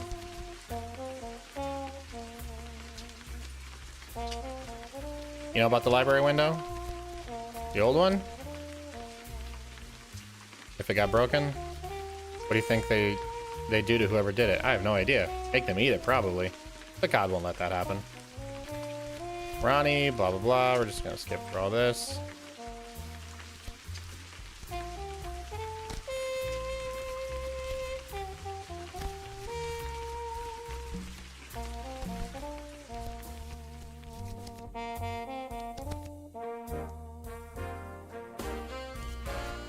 Let's just get through. Bounces away. I need to know where my stick went. Go over to Bridget. I've got nothing more to say. Okay. I go over to Natty. There you are, you rogue. You were not in the room when I awoke. You have been wandering, I fear. You were sleeping for ages. You were snoring like a dog with its nose in a bucket. This I cannot accept. I do not snore. At most, I sigh for the pain of my terrible existence.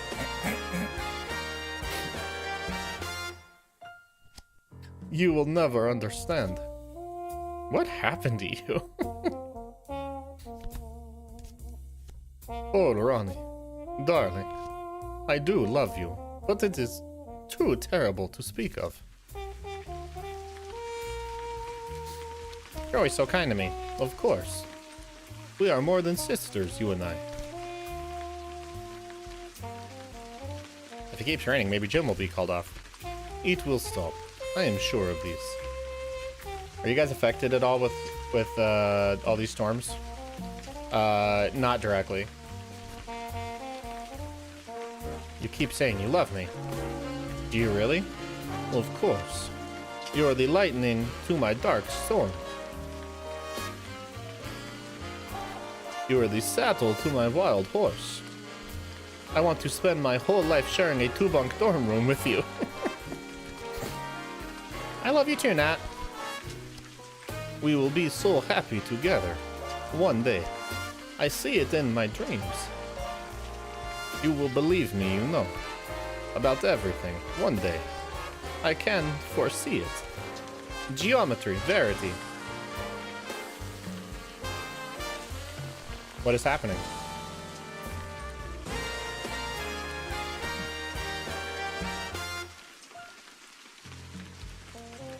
What a wild turn. This runs crazy. Or this stream, these past couple runs have been crazy. Okay.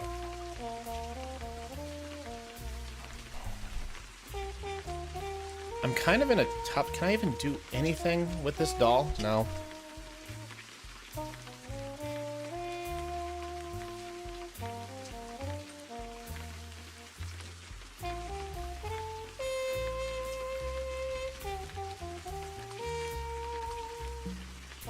I'm rolling through scenarios. I'm rolling through scenarios in my head.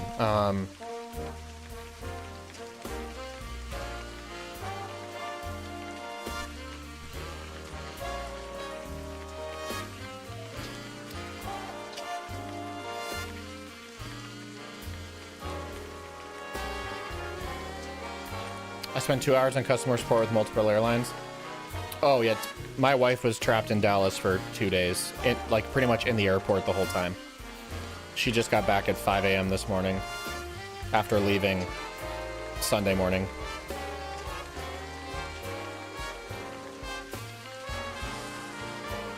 Okay. That's why I said it didn't directly affect me, like, geographically, but it affected me. That's brutal. Yeah, it was... it was bad. Okay. So here's what I'm thinking.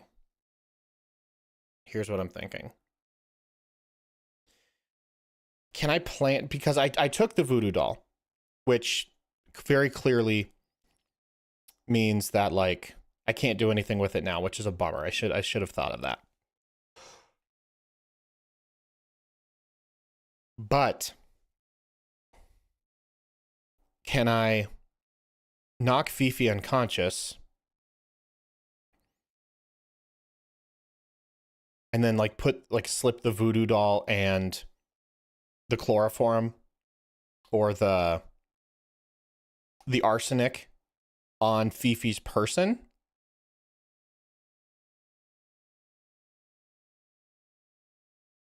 Because again, the whole goal of the rest of this game really is to pin it on Fifi. So can I chloroform Fifi and then put the arsenic on her? But I don't know how that proves that she got Louisa drunk.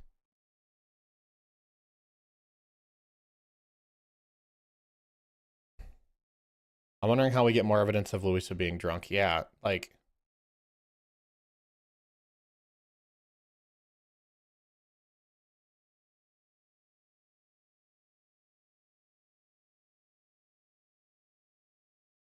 I'm not sure. I'm not sure what to pursue right now.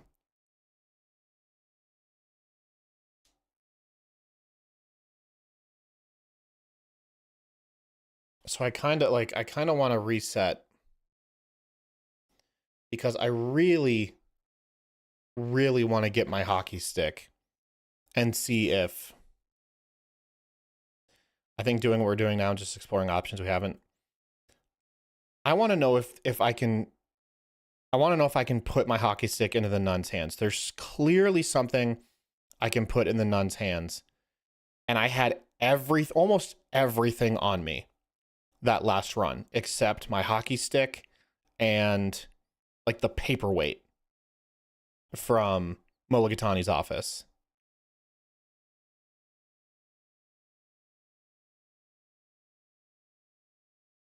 So maybe I can do that.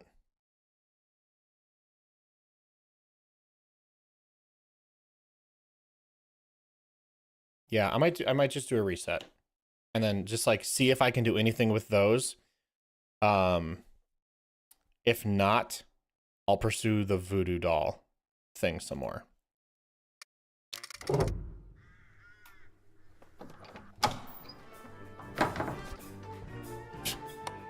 Amy's clam. That was great.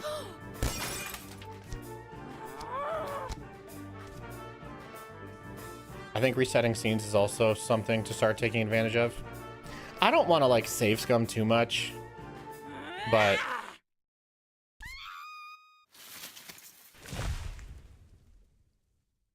Go! what have I become? Yeah, she doesn't care. Look at my stick. Take it with me. Cheese it.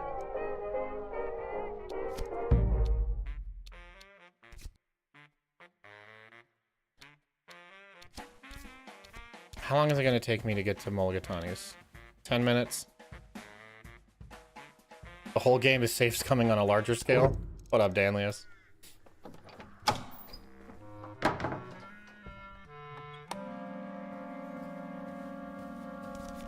Arjen! Okay, I tiptoe, corner of her office, stuffed owl, shoots me a glare. The owl's desk. I take the paperweight.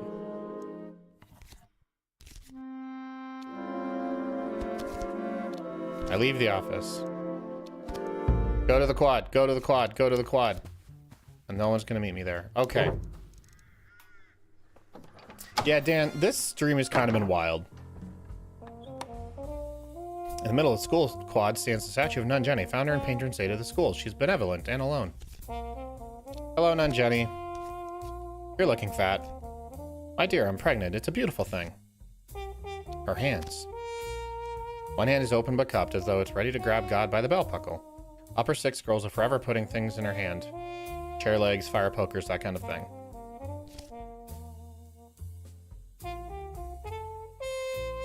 Put the hockey stick into the statue's hand.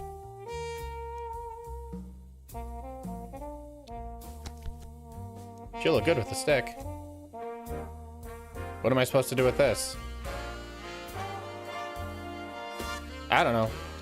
See ya, though. Stay virtuous, sister. Oh, Fifi's here. Can I beat her to death with a paperweight? She's carrying a ball of wool for some reason. Hit Fifi with the owl's paperweight? What? I can? Monkey skull. I yell monkey skull as I bash her brains in. She doesn't see me coming. Yeah, I stay.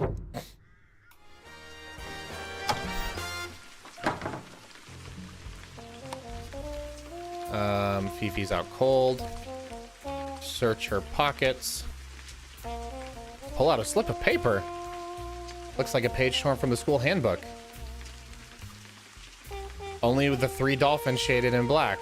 So she's been in the cellar. And she was carrying a ball of wool. I thought so. Take her shoe. Fifi's key falls out. The cellar key. I put her shoe back. Cheese it. Ronnie, wait, stop. Hello again. I saw you earlier. Carrying your hockey stick with you out of the library. She glances over at Fifi. What's the matter with Fifi? I take out Susan with the paperweight.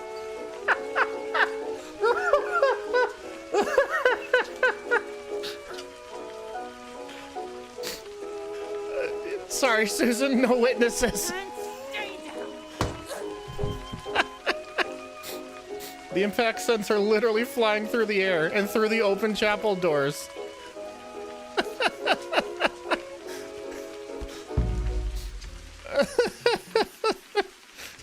I gotta go check on her.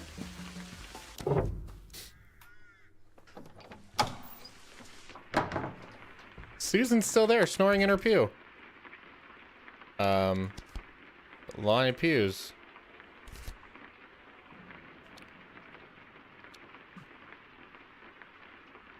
Okay. Wow, I can't do anything with Susan. That's wild. Okay, she must not have anything in her pockets. I guess that's fine. I'm not gonna pray right now. I feel like that's gonna take too much time. Okay. So we set her up just to look asleep, apparently.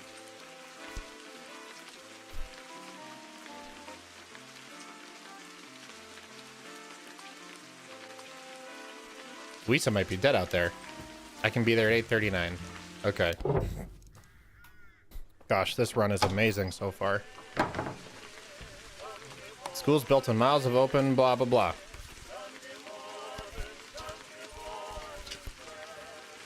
Crouch beside Louisa.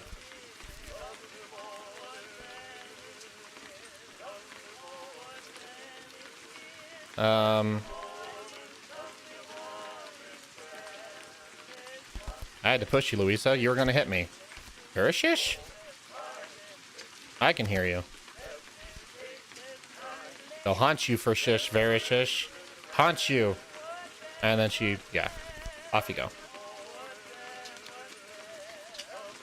Slip something into Louisa's pockets.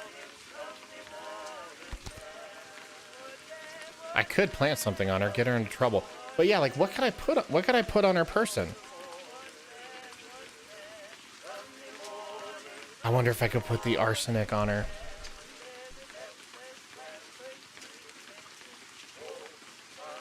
Which is actually gin.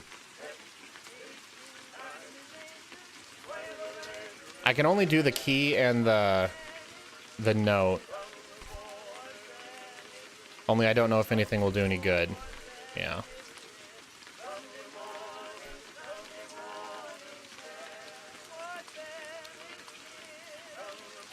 Okay, I'm gonna leave her alone.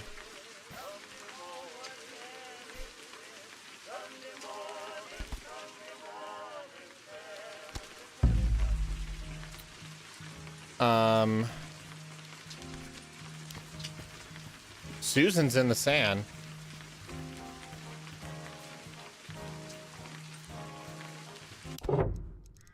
I need to knock out Matron.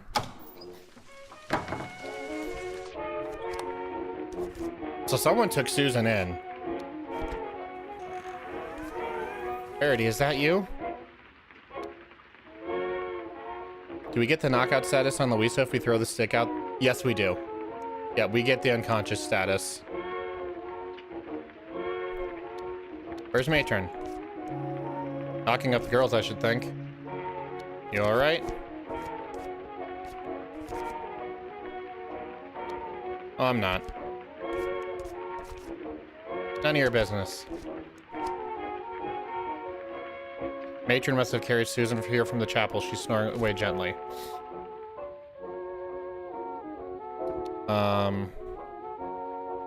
Okay, I'm going to Matron's desk. Take a paperclip. Work one free.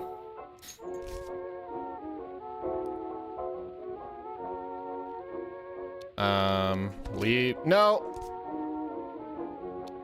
Leave the sand? That's not what I wanted to do. Thankfully, it doesn't take any time to stay. I guess I lost a minute. The furnishings. Medicine cabinet, great.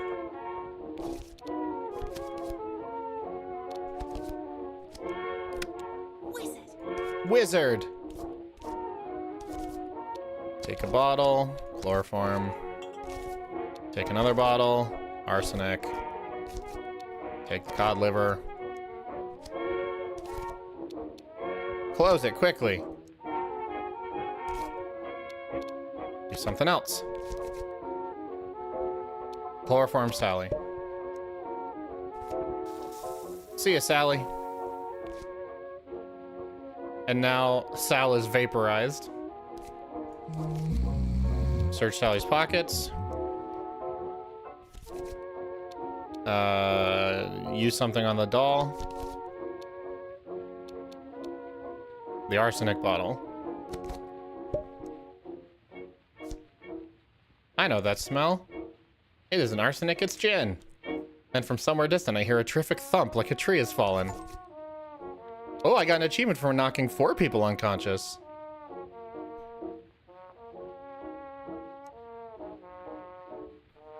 I don't think I need to use...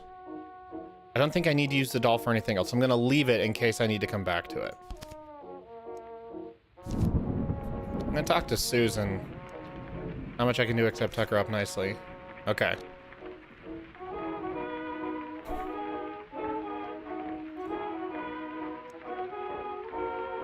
I clubbed Fifi, right? Yeah, okay. Fifi's down. So the matron can't come and get me now.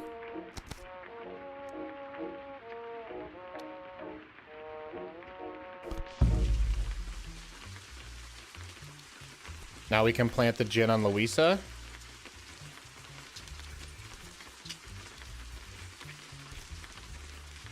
Do we have to read the monthlies chart to unlock a dialogue?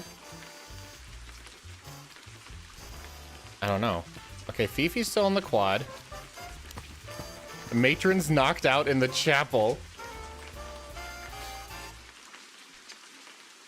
I think I plant the gin.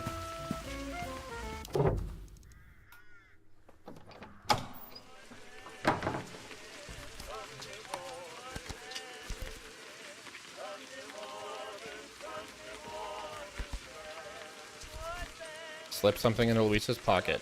The iron key, the black. I can't do any of them.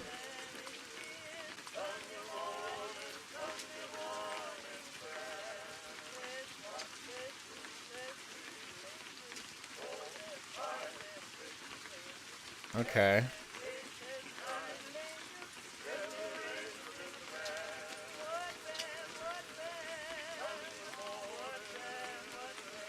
Can you do one, then the other? I'll do the black dolphin. I can pour gin over Louisa.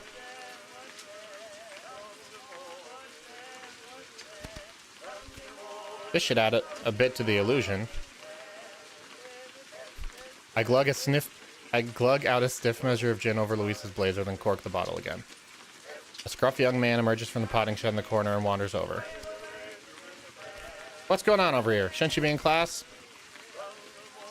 You've got lovely arms. Seen this girl in the bush? I have, as it happens. I don't think she should be staying there.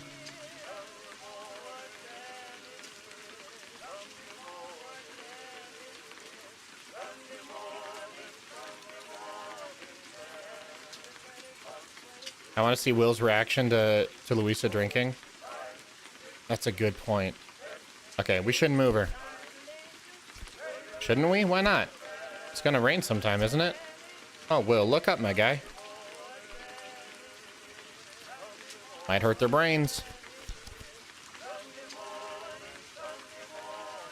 I'm on a break. You've got lovely arms. Don't be starting all that, will you? I get ours of that every day. It's only noise and you know it. We could make noise. That might be fun. You're talking through your hose pipe. Think you'd better run along now. You know there's a girl lying in your flower bed? Is she dead? She's dead, all right. Oh my god. Oh god, I think I'm gonna be sick. He looks like he meant it too.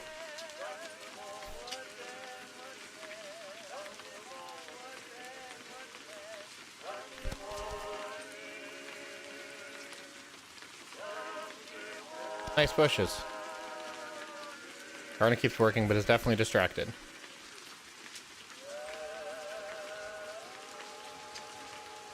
I feel like I'm wasting time here.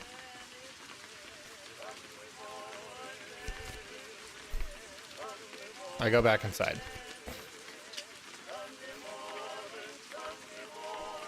The gardener wipes a delicate tear from one eye.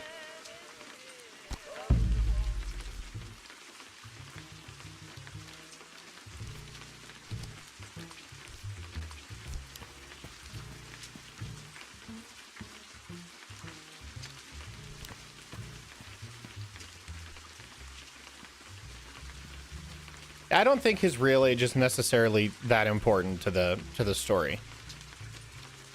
I don't want to go to school. The matron is in the chapel by herself, which I find hilarious. Maybe I'll search her body.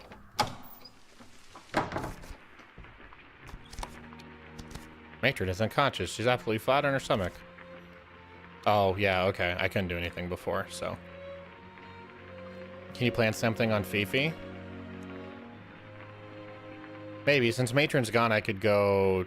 I could check. I kick her. I leave. Did you knock out Matron? Did I miss that? Yeah. So, obviously, Logan, Sally made a voodoo doll of her, and then I doused a rag in gin and put it all over the voodoo doll to make the matron drunk and pass out. Obviously.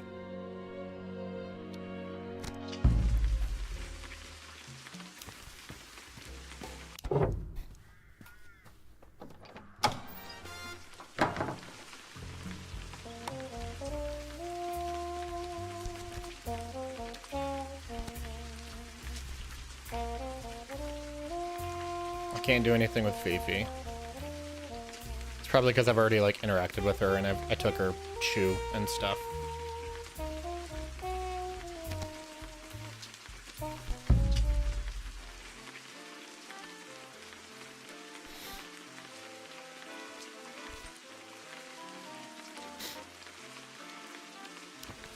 I'm gonna go talk to Will again. Yeah, now Luis is in the shed.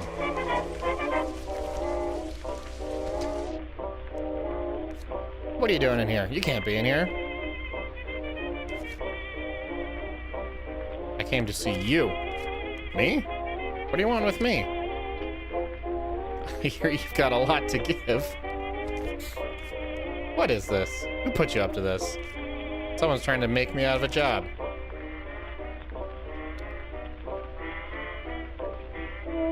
You must love your job here in this school. It's a good job. It's the only job I got. I'm here at school to learn, aren't I? What are you talking about? You seem like a man of experience. Get out of it.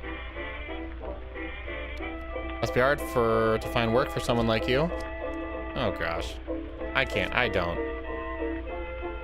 Do you like the taste of the first cherry of spring? That's such a stupid line. I've got pruning to do.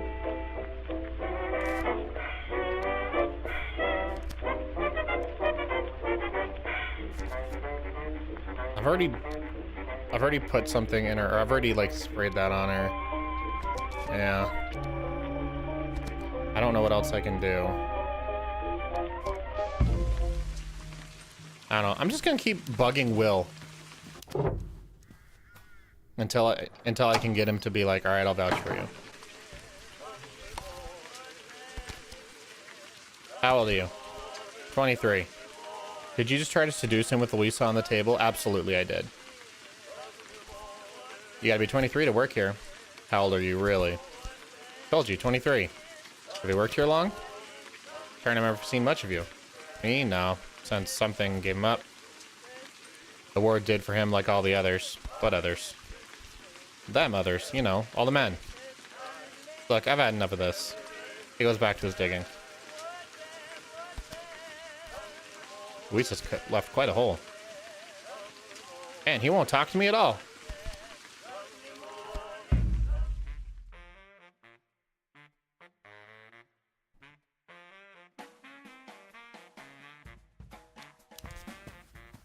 Alright, I'm gonna go to the quad. Since, you know, there's a perhaps dead body just chilling there. They're pointing and giggling about the hockey stick in Nun Jenny's hand. Fifi's still here, flat on her face. I talked to someone. I go over to Nat. There you are, you rogue. You were not in the room when I awoke. You have been wandering, I fear. Wonder if you can bring alcohol in from the bar in town. Oh, that's an interesting thought.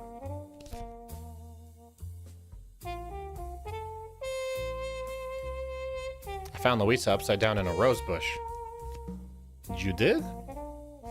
My goodness. She has been carousing all night, perhaps.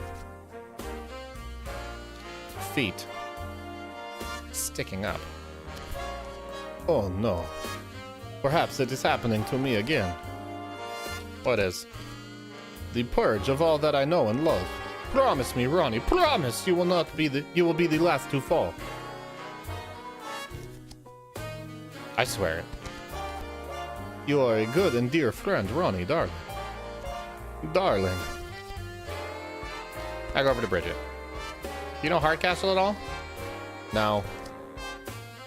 You think of any reason why she'd want to jump out of a window? Not really. Unless there's a hockey ball on the other side.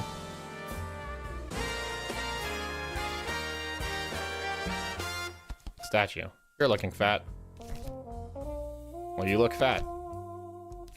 It's disgusting. Really? A heavy cellar door. Lock the door with the iron key. Peer through the door. I wonder if there's anything I gain from going into this direction. You know, because it shouldn't be, in theory, as disorienting. Arch brick tunnel leads away to blah blah blah, ties something to the blah blah blah.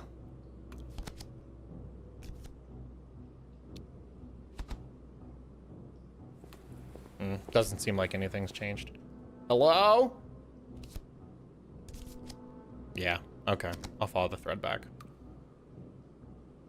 See you, nerd.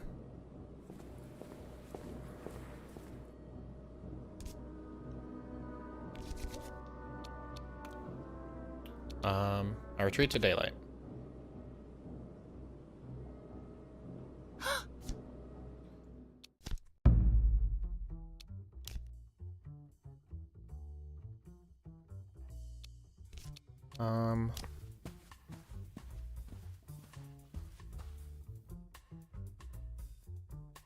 Trying to see where else I can go. Go to the grounds again? Maybe I can talk with Bridget and Nat some more? Matron isn't here to run the class, so the girls start to drift away. Thank you, dear lord. The girl's flying. Now we've stopped jumping around and the gardener resumes his digging. I talked to Will. I've got nothing more to say. Dang. I'll go in with the others.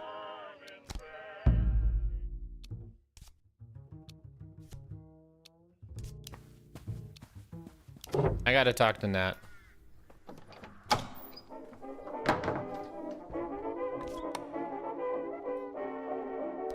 Ronnie, dear. I have nothing more to say. Dang.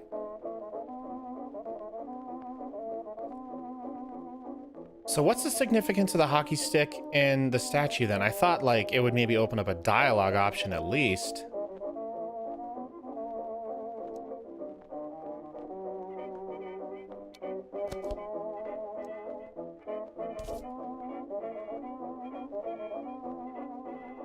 I'll open the window. Whack the latch with the owl's paperweight.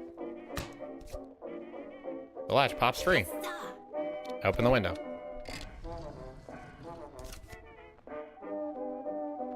I can climb out the window.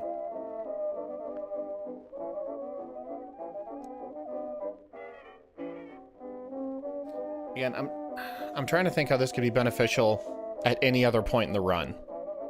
Being able to get out the window. Because they say it was painted over before it, and so I couldn't ever get out. So I'm just trying to think of having the paperweight to be able to unlock the window actually helps me in any way. And I'm kind of struggling.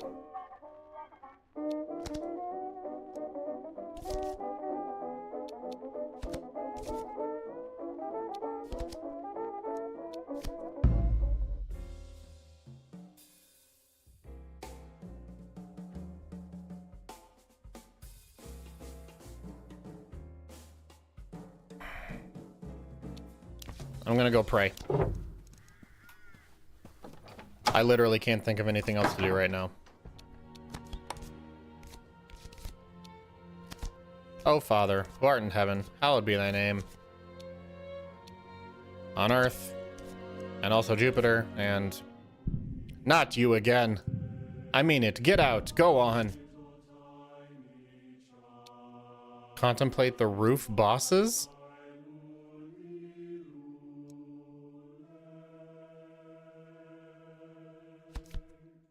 I stare up at the roof. Dragons and ugly trolls stare down back at me.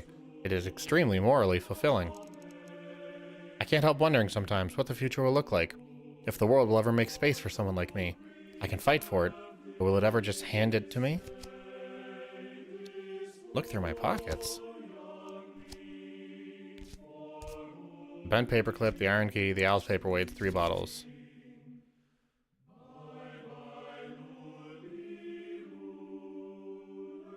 I can use objects in my pocket while I'm sitting? Like while I'm passing time? That's good to know. I've not ever done anything with the cod liver oil.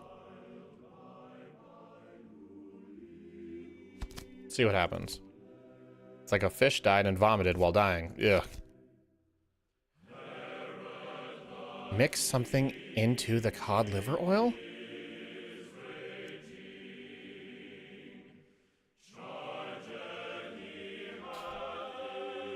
Again, I'm just going through all these scenarios trying to think like how can combining something with this be beneficial? How can I use it later?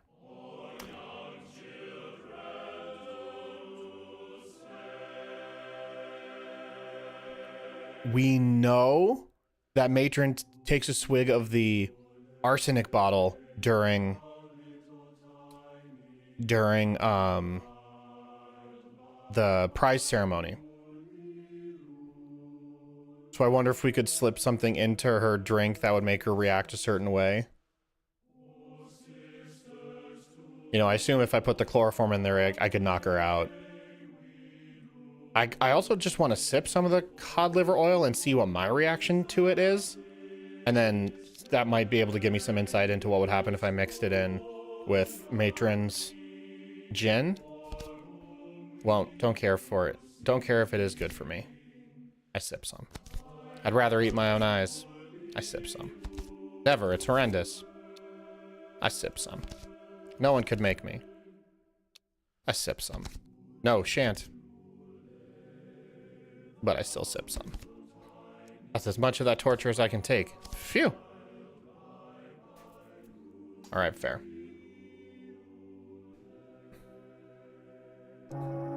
Look at the arsenic bottle. Mix something into the arsenic.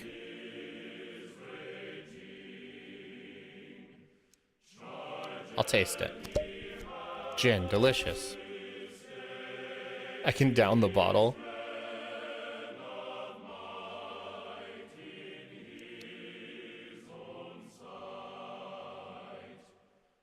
I'm gonna down it. Well, Verity, down the hatch and don't spare the horses.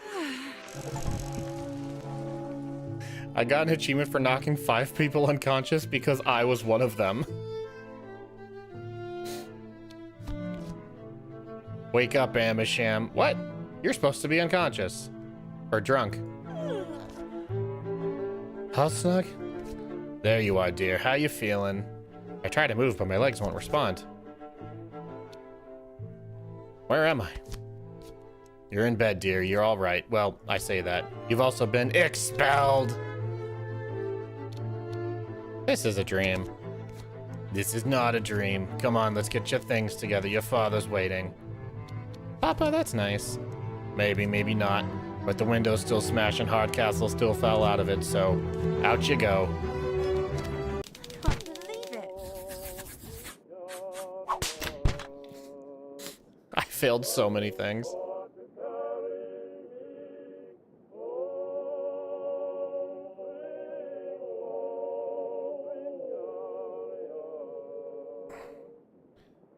So I'm not sure.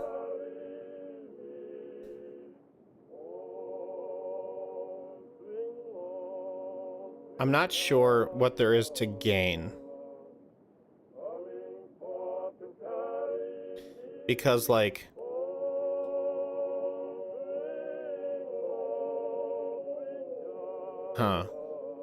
again, I can mix something in with the arsenic bottle, which we know Matron uses as gin. But that, whatever I mix in won't come to fruition until the prize giving ceremony. So I still have to deal with all the Matron's crap until that happens. And it's not like the Matron really does anything to me in that moment either. Like, she's not the cause of my ire. She makes my life harder during the run, but not really at the end. So I'd rather just, like, use the voodoo doll to take her out of commission early.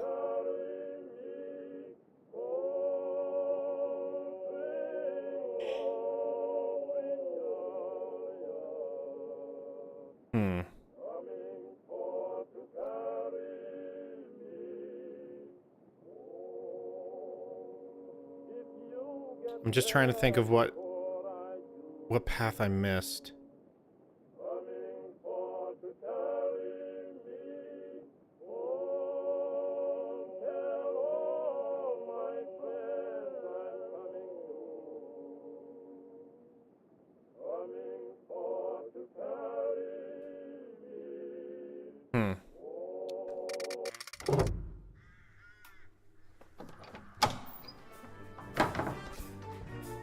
Verity Amblesham.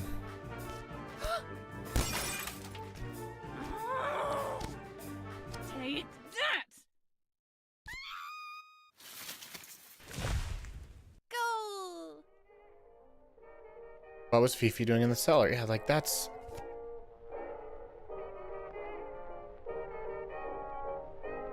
she comes out of the cellar at 8 a.m. I don't even have time to get there if I go to like the sanctuary right away, the chapel right away, get into the cellar.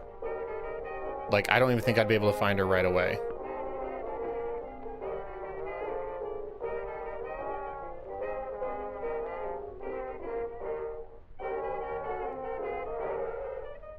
I am pretty sure I know exactly where the cellar door is. So I should be able to like speed run it there. All right, I'll try it. I might reset if I need to.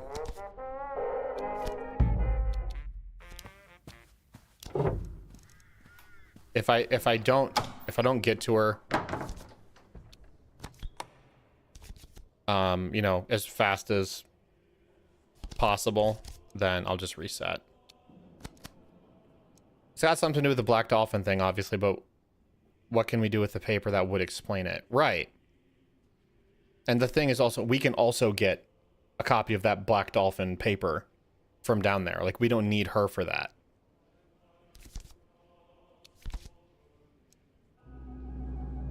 Okay, it's 7:44. Right, I don't know what time it is down in the cellar.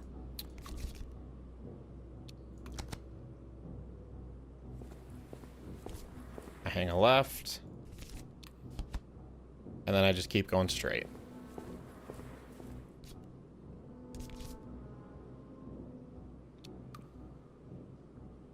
Can we show it to Mulligatawny?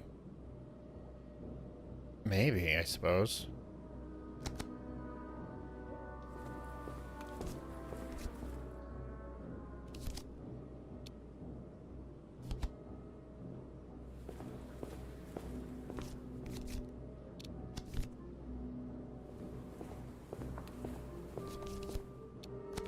This should take me to the stairs.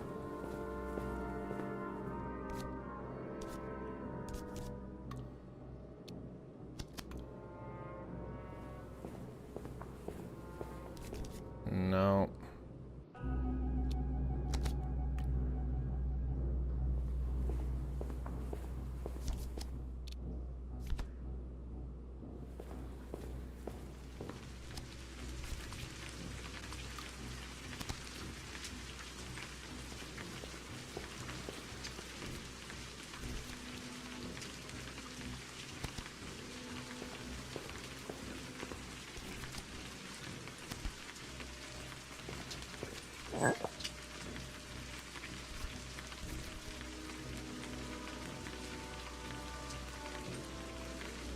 Wait a minute. Verity heard the sound of a bottle, like, skittering across the floor. That means Fifi hit it.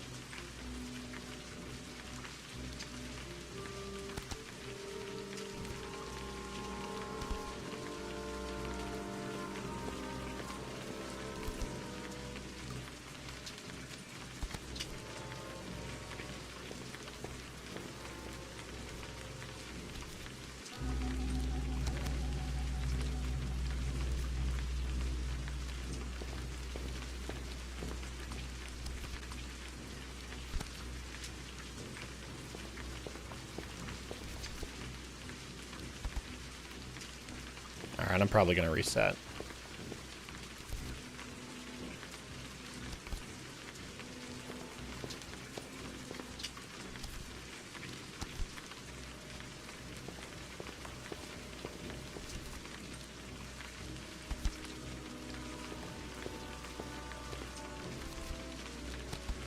I just want to get to whatever this leads to.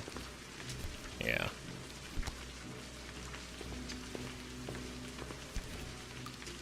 Yeah, I'm gonna reset.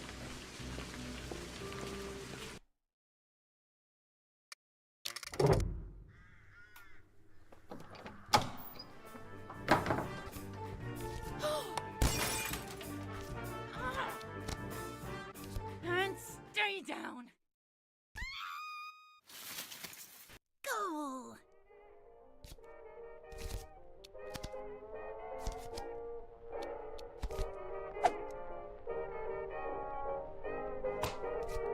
Thwack.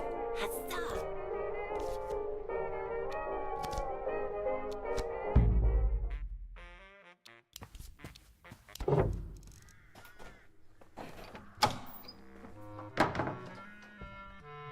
you ever sit down and accept the chaplain's tea? I tried, and I tripped, and like there was, so when I tripped and fell, I got all like freaked out, and I pretty much like kicked him off me. I had no choice but to like attack him or push him away or whatever. And so I never got a chance to actually like sit and enjoy it or sit and like continue that dialogue.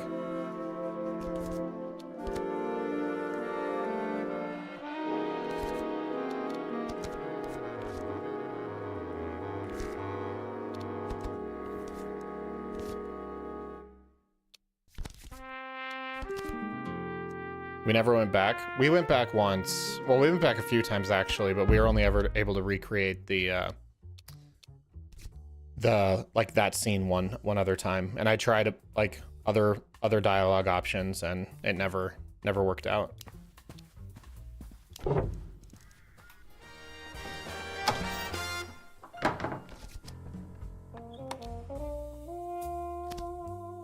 Hello, Nun Jenny.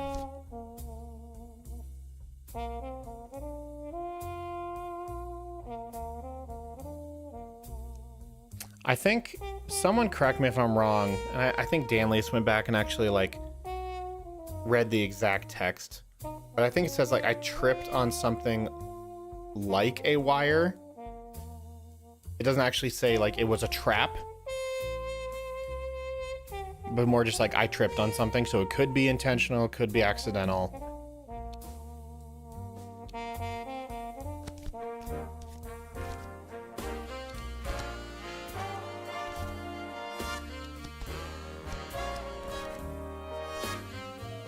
Isn't Fifi supposed to emerge right around now?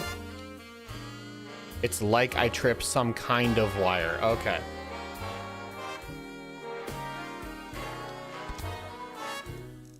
Okay, here we go. Now Fifi's here.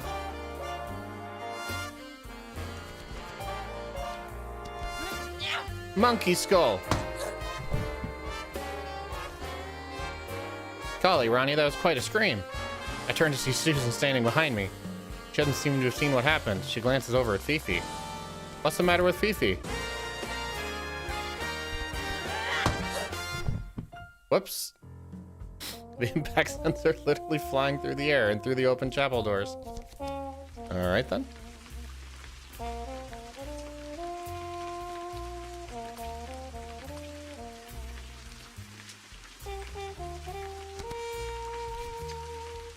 Search your pockets.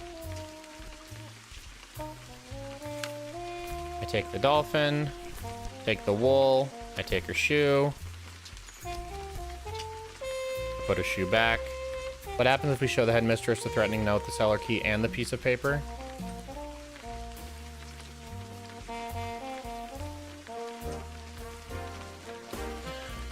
I've never had the option to show, like, to provide multiple pieces of evidence, but it's not the worst idea.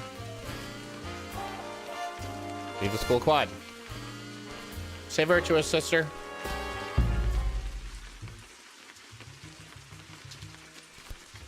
So then I can... Wait, who's here?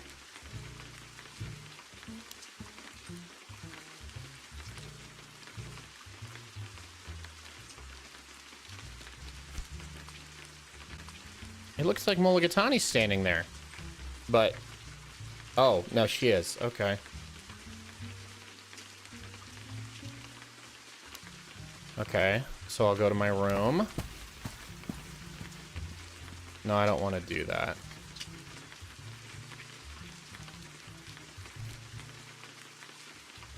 I want to go to the sand. I think I want to go to the sand. Try and knock out the matron as quickly as possible. Then, like, go get my stick from the grounds or something.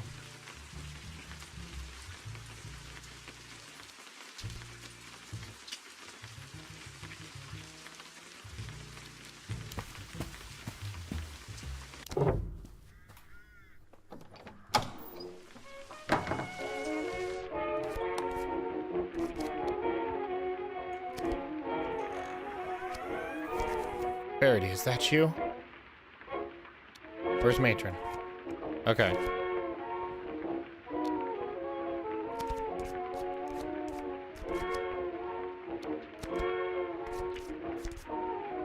None of your business.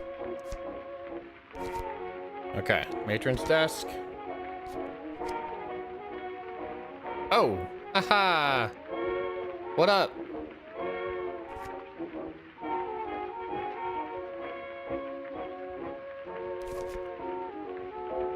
Oh, okay. So she brought in Susan and then immediately left.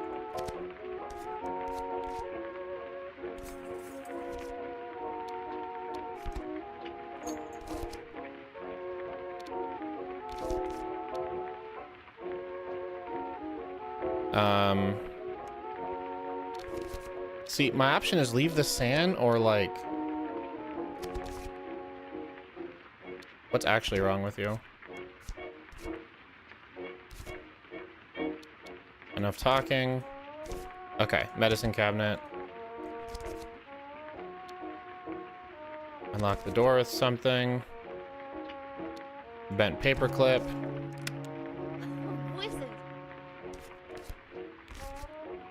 Take a bottle. Take the chloroform bottle. Take another bottle. Arsenic. Cod liver oil. Close it.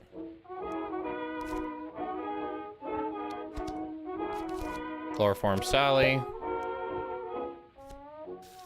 And out she goes. Search Sally's pockets. Do something on the Pop-It doll. Chloroform bottle. I wonder what would happen if I did the cod liver oil.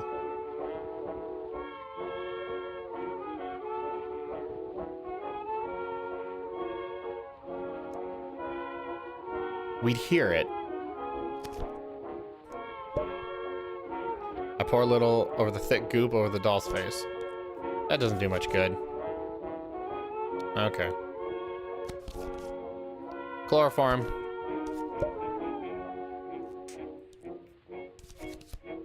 All right.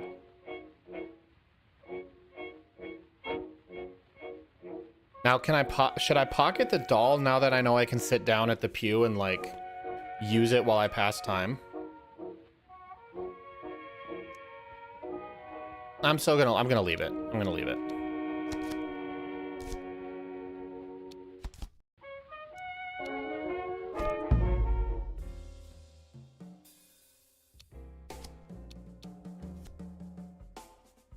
Okay. Luis is still here.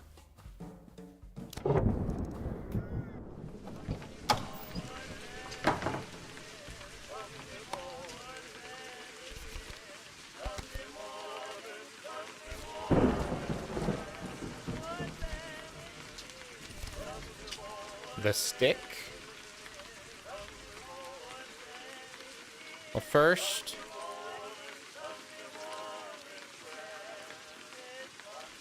Okay, let's do this again.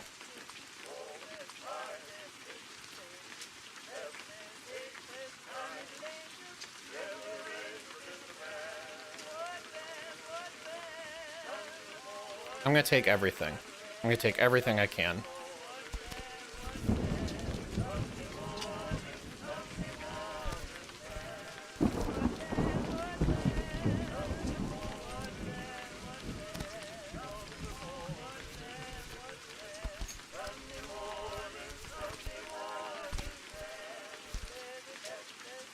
And I probably don't want to slip something.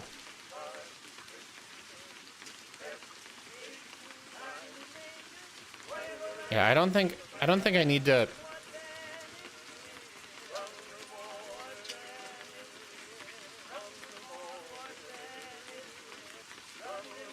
I'm gonna do the arsenic though. So I'll put in the bent paper clip, I guess.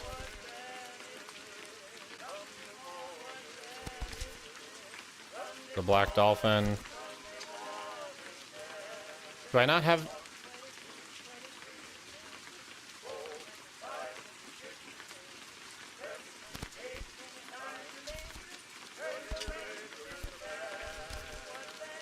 Can I...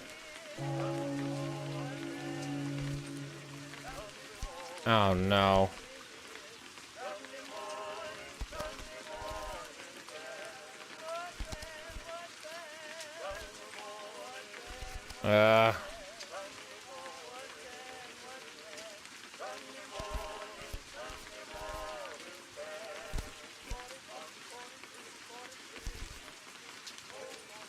I want to...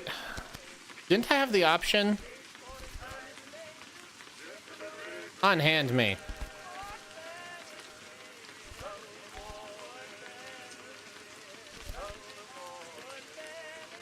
Wasn't there an option I had to pour the arsenic on her? Or maybe I needed to know that it was gin first? Like maybe Verity needs to acknowledge that it's gin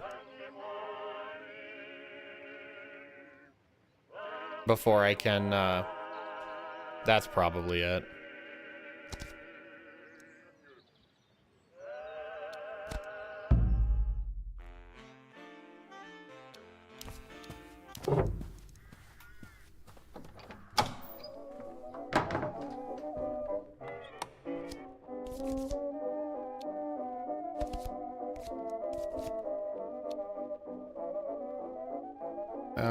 I'll stick it under Nat's bed.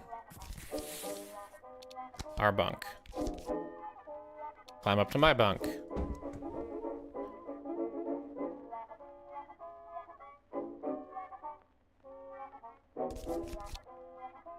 Grab Mr. Snuggles.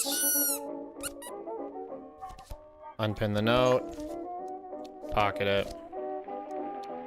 Jump down. Leave. There's 4 unconscious people here. 1 here. 1 there. 1 there. So how many? That's a lot. Okay, I gotta go to the chapel. Can you chloroform Snuggles? Is there anything interesting in the library? Or is there anything in the library? Just the hole from the window and some books.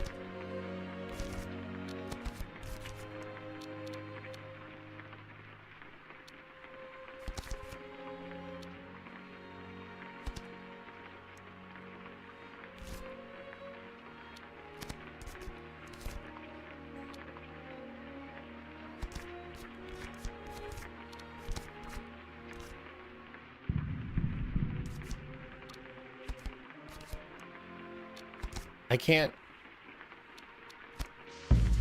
go to the tapestries?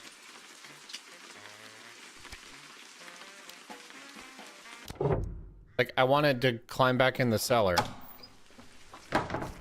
for a very specific reason.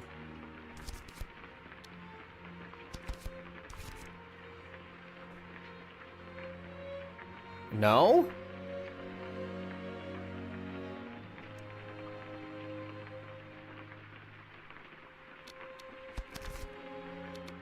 Okay. I'm going to the potting shed then. I want that dolphin page back.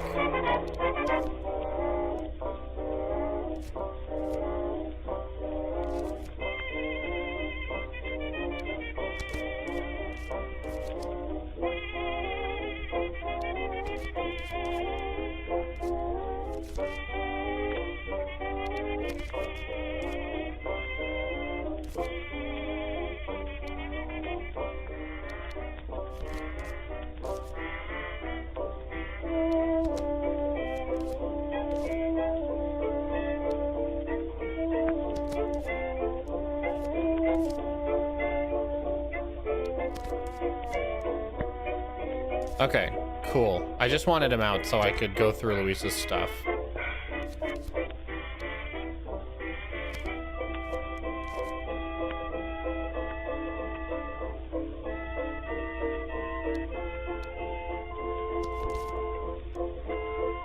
I can't take it.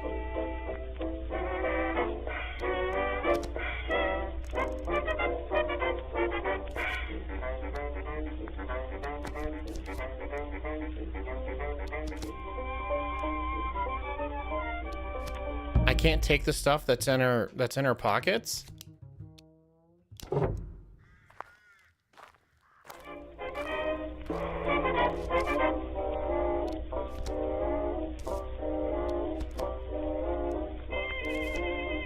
Look through Luisa's pockets.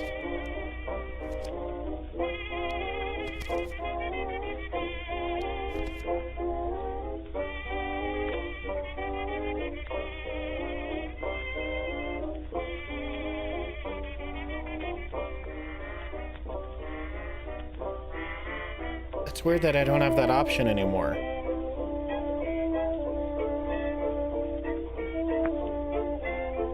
Is there not two entrances to the cellar, one through the chapel and one through the way Fifi went? Yeah, the problem is I don't want to go through the actual chapel door because that box full of old school handbooks or whatever is at the bottom of the bottom of the ladder. And if I go through the chapel door or the cellar door, I'll have to navigate that whole place. Even with the ball of yarn, it's going to take a while, a lot of backtracking and stuff like that. So I was hoping I could just go down the ladder, grab the thing, and immediately go back up the ladder. But apparently that's not an option.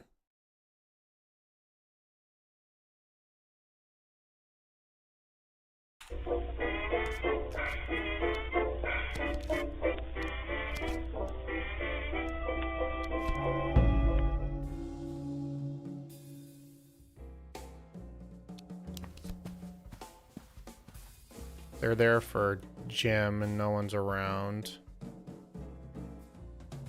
I'm gonna go talk to Mulligatawny.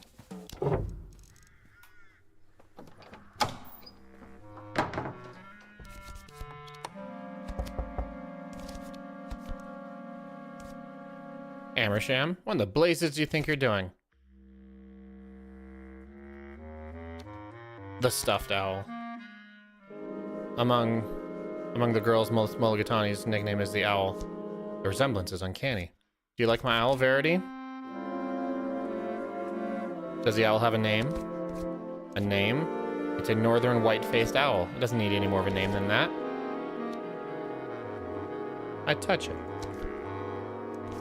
Stop that. Adrian does have a treatment for fleas, but you won't like it. Where's it from? Africa? There are owls all over the world, Verity, but the ones in Africa have the most unusual songs. They talk to each other at night. This one was so talkative that I asked the man who ran our bush camp to shoot him, so I could stuff him and take him home. He still talks to me. He talks to you? That's right, my dear. What does he say? He's an owl, Verity. He says, "Wit who?" I talk to the owl. Oh, the other owl. I know who smashed Thoreau's window. Miss Mulligatawny sits up sharply. Speak immediately. I'll tell you in return for a promise. I want to be head girl. You, a pipsqueak? Never in the whole history of nunnery has a head girl been chosen from the lower orders. You might as well ask for wings. Now, tell me. Well, forget it. Oh no, I don't think so. Verity? The library window dating the 15th century has been smashed to smithereens. Should you find out how the window is broken, then I want to know. Otherwise, I will need someone to take the blame for it. Right now, the person is very much going to be you. I'm not a monster. I'm going to give you the rest of the day to tie up your affairs here. I don't have any affairs. Nonetheless, you have some time. I could use the blah blah blah, the prize giving, the blah blah blah. What if I have an alibi? Do you have an alibi? Yes. Then you may produce it. I'll be quite honest, should any girl be able to defend you in front of the whole school and risk being punished as an accomplice, and you can convince someone to do that, then you have hypnotic powers and I'll need a new patsy. But my dear, you're simply not that good. Now off you go. Don't forget to pack. I was really hoping I could like knock the owl off the perch and watch all that coke spill out.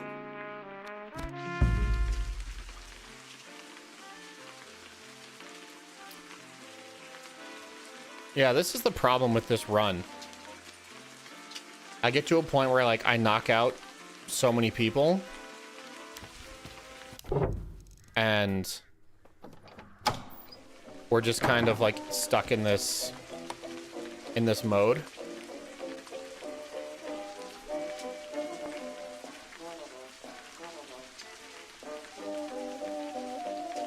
Can we find Bridget? Oh yeah, there I am. There you are, you rogue. You've been wandering, I fear.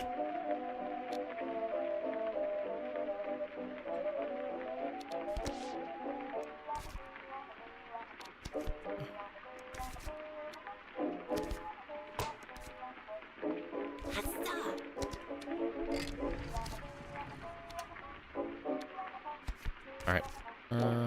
Natty, I need a big favor. If the prize giving the owl is going to accuse me of something I didn't do. Will you tell her I was in her room this morning? But darling, when I awoke, you were not there.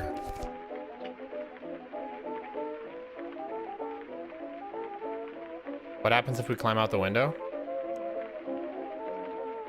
I don't know. I've never done it. Could we get to Fifi's room? Interesting. I'm going to say our bunks. Nat's bunk is the lower one. Ronnie? Time to be going. Oh. 1 o'clock, lunch is starting.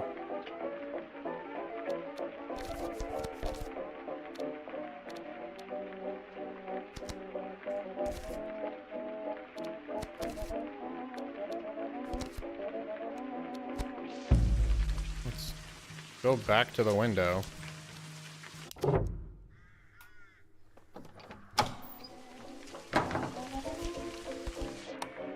It's open and letting in a draught. I'll climb out the window. I tumble out of the window and into the bush outside. Now, is this an escape hatch? Oh, but I can get to the grounds early. I can get to the grounds early that way. Because I wasn't able to beforehand. That's interesting.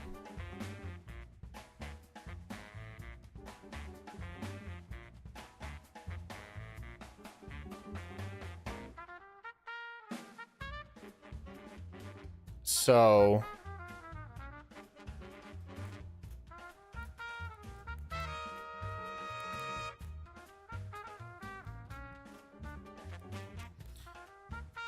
okay.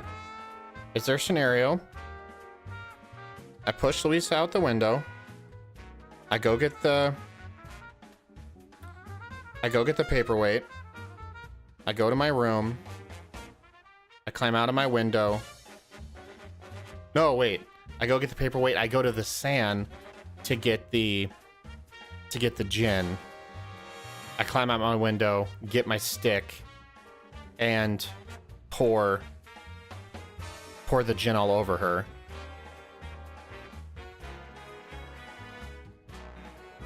Then maybe I can knock Fifi out with a paperweight and plant the gin on her? Were we able to do that?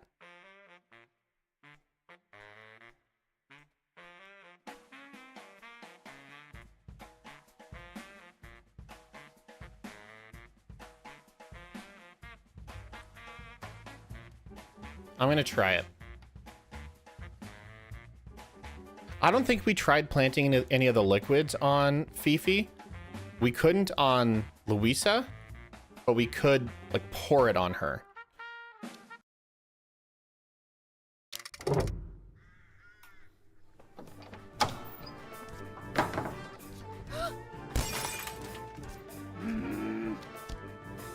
Take this. Bye.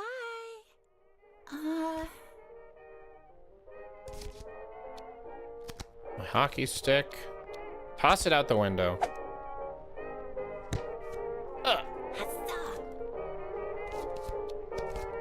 Run! To the den.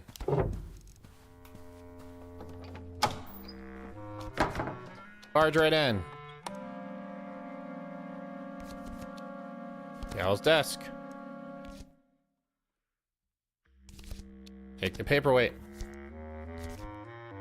Something else. Leave. Go to the sand.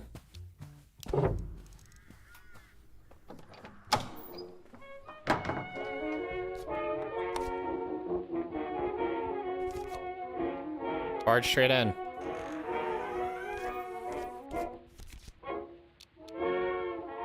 Sorry, matron.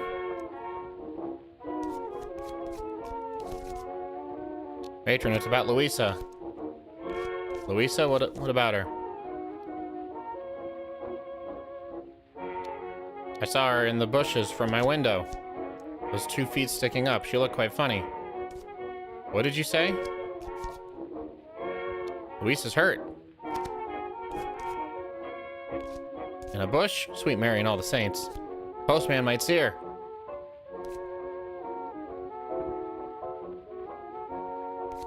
Okay.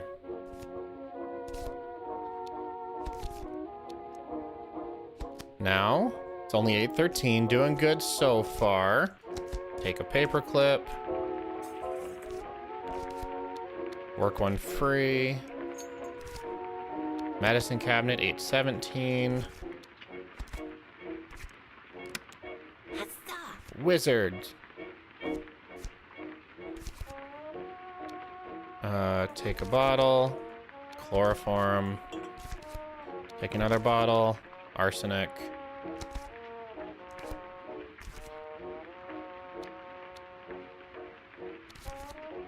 Close it.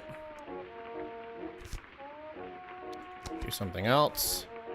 Chloroform Sally. 8:27, I'm doing good. Search Sally's pockets.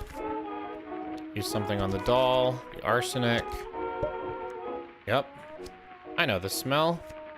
It's gin. Great. So the matron's down.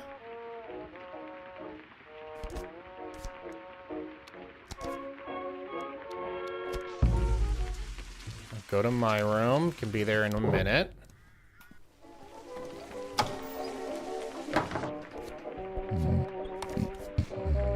View out the window.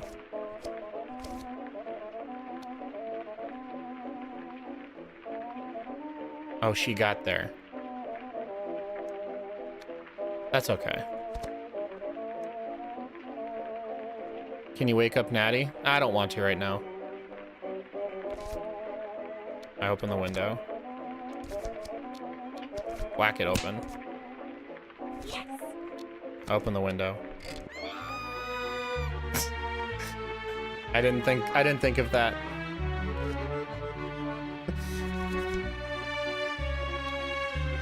Out the window now. Sorry, Nat.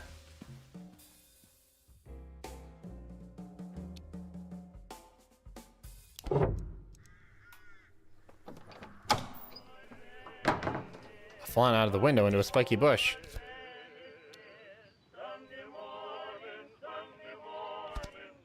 A small Gatani standing only an arm's length away, staring up at something. I watch. I hunker down and wait. The owl is perched over Luisa's prone form. I'm getting cramp.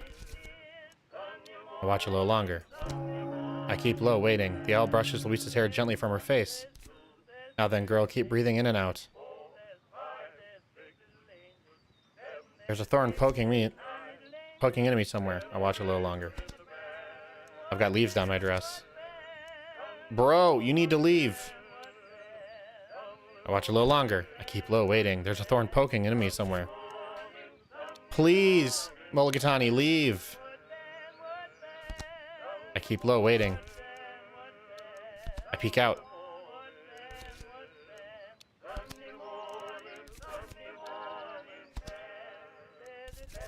How long does she sit here? She should be in the chapel by now.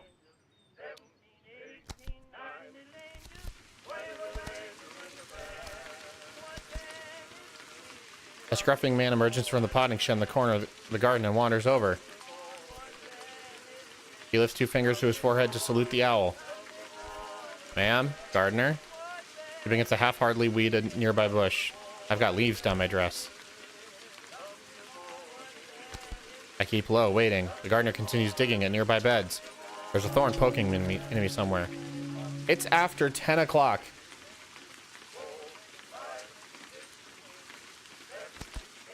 keep low, waiting. I'm getting cramp. I keep low. The gardener mutters to himself. I keep... How long can we keep this going?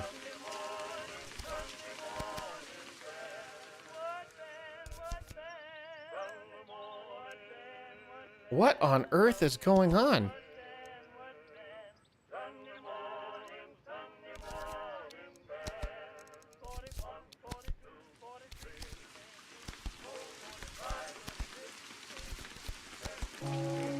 Now I just, at this point, I just need to know.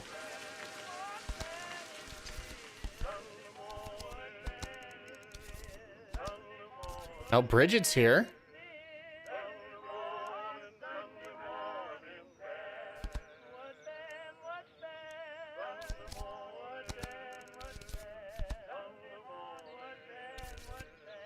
Okay, I guess I get out of the bush.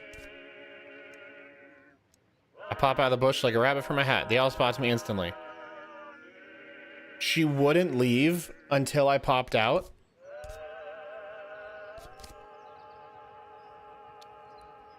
No, I just came out. We'll just go back in again. Missed the broken window. Louisa fell from up there. Poor girl is lucky to be alive.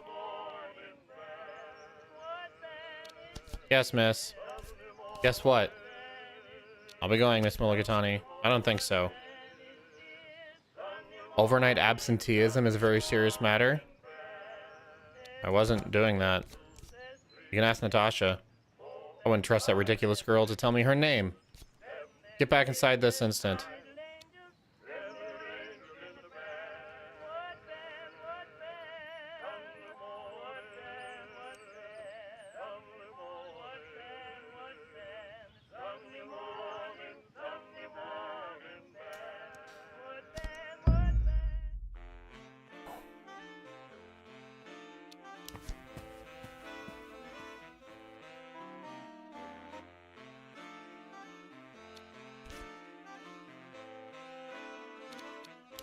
Man, I'm confused. Okay. See, this is what gets kind of wonky, is my timeline for all this isn't... It's not reliable.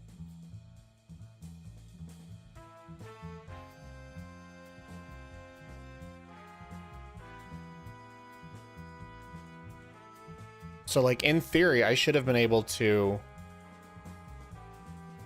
Okay. Yeah, in theory, I should have been able to... Like, she should have left by 9.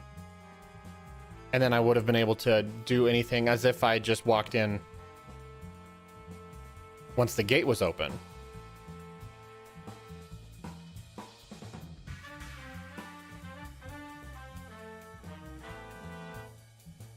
But we did learn...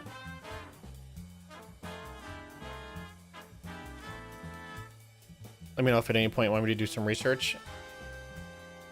This is probably going to have to be it for me.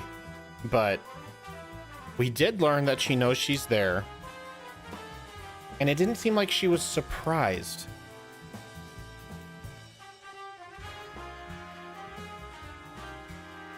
Because we know, or we assume, Mulligatawny and the matron are like in cahoots with Fifi to get Louisa pushed out the window.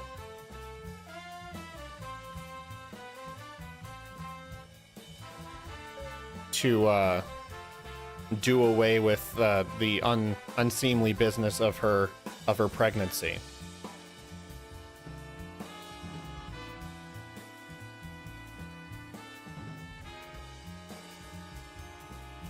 And we know that, yeah, like I'm pretty sure Mulligatawny even told us that in her office once. Yeah, I don't know.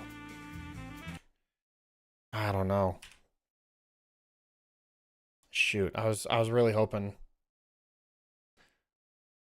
We learned a lot of new things. We didn't make a lot of progress. I think that's the bummer of it all, is there's so many new dialogues, so many different like little things we could do throughout the run, but it didn't ultimately lead to a whole lot of new options. That is a bummer. Okay, well, we can keep trying. I legitimately can't believe how long this game is taking me. I'm at, yeah, I've got to be at like 15 hours at this point. Requiring the right tools, just have to figure out how to use them. Yeah, I feel like we have everything we need to complete our run, like the perfect run, the run of exoneration and all that stuff. But yeah, I don't know. We just haven't put it all together yet. Are you still planning on streaming more this week? Oh, probably not. So the reason I was going to be able to stream more this week is because Tiffany was going to be on a work trip. And so I'd have a lot more evenings free, and I, wouldn't feel obligated to spend time with her or anything like that. So because she's home now, I'm going to spend more time with her in the evening. So like I said, I normally get the 1 week where she's cool putting the kids to bed and all that stuff. But otherwise we do all that together and then hang out afterwards sometimes. So yeah, just, I would have been able to do it more frequently if she was gone, but it's all good. It's all good. Anyways, yeah, that's going to be it. Nice 3-hour stream. Again, making progress, still not there. I would be very surprised if we didn't beat the game next stream. And then, yeah, I have a feeling, I have a feeling we're just right there. We're just right there. It's kind of like a 3D picture.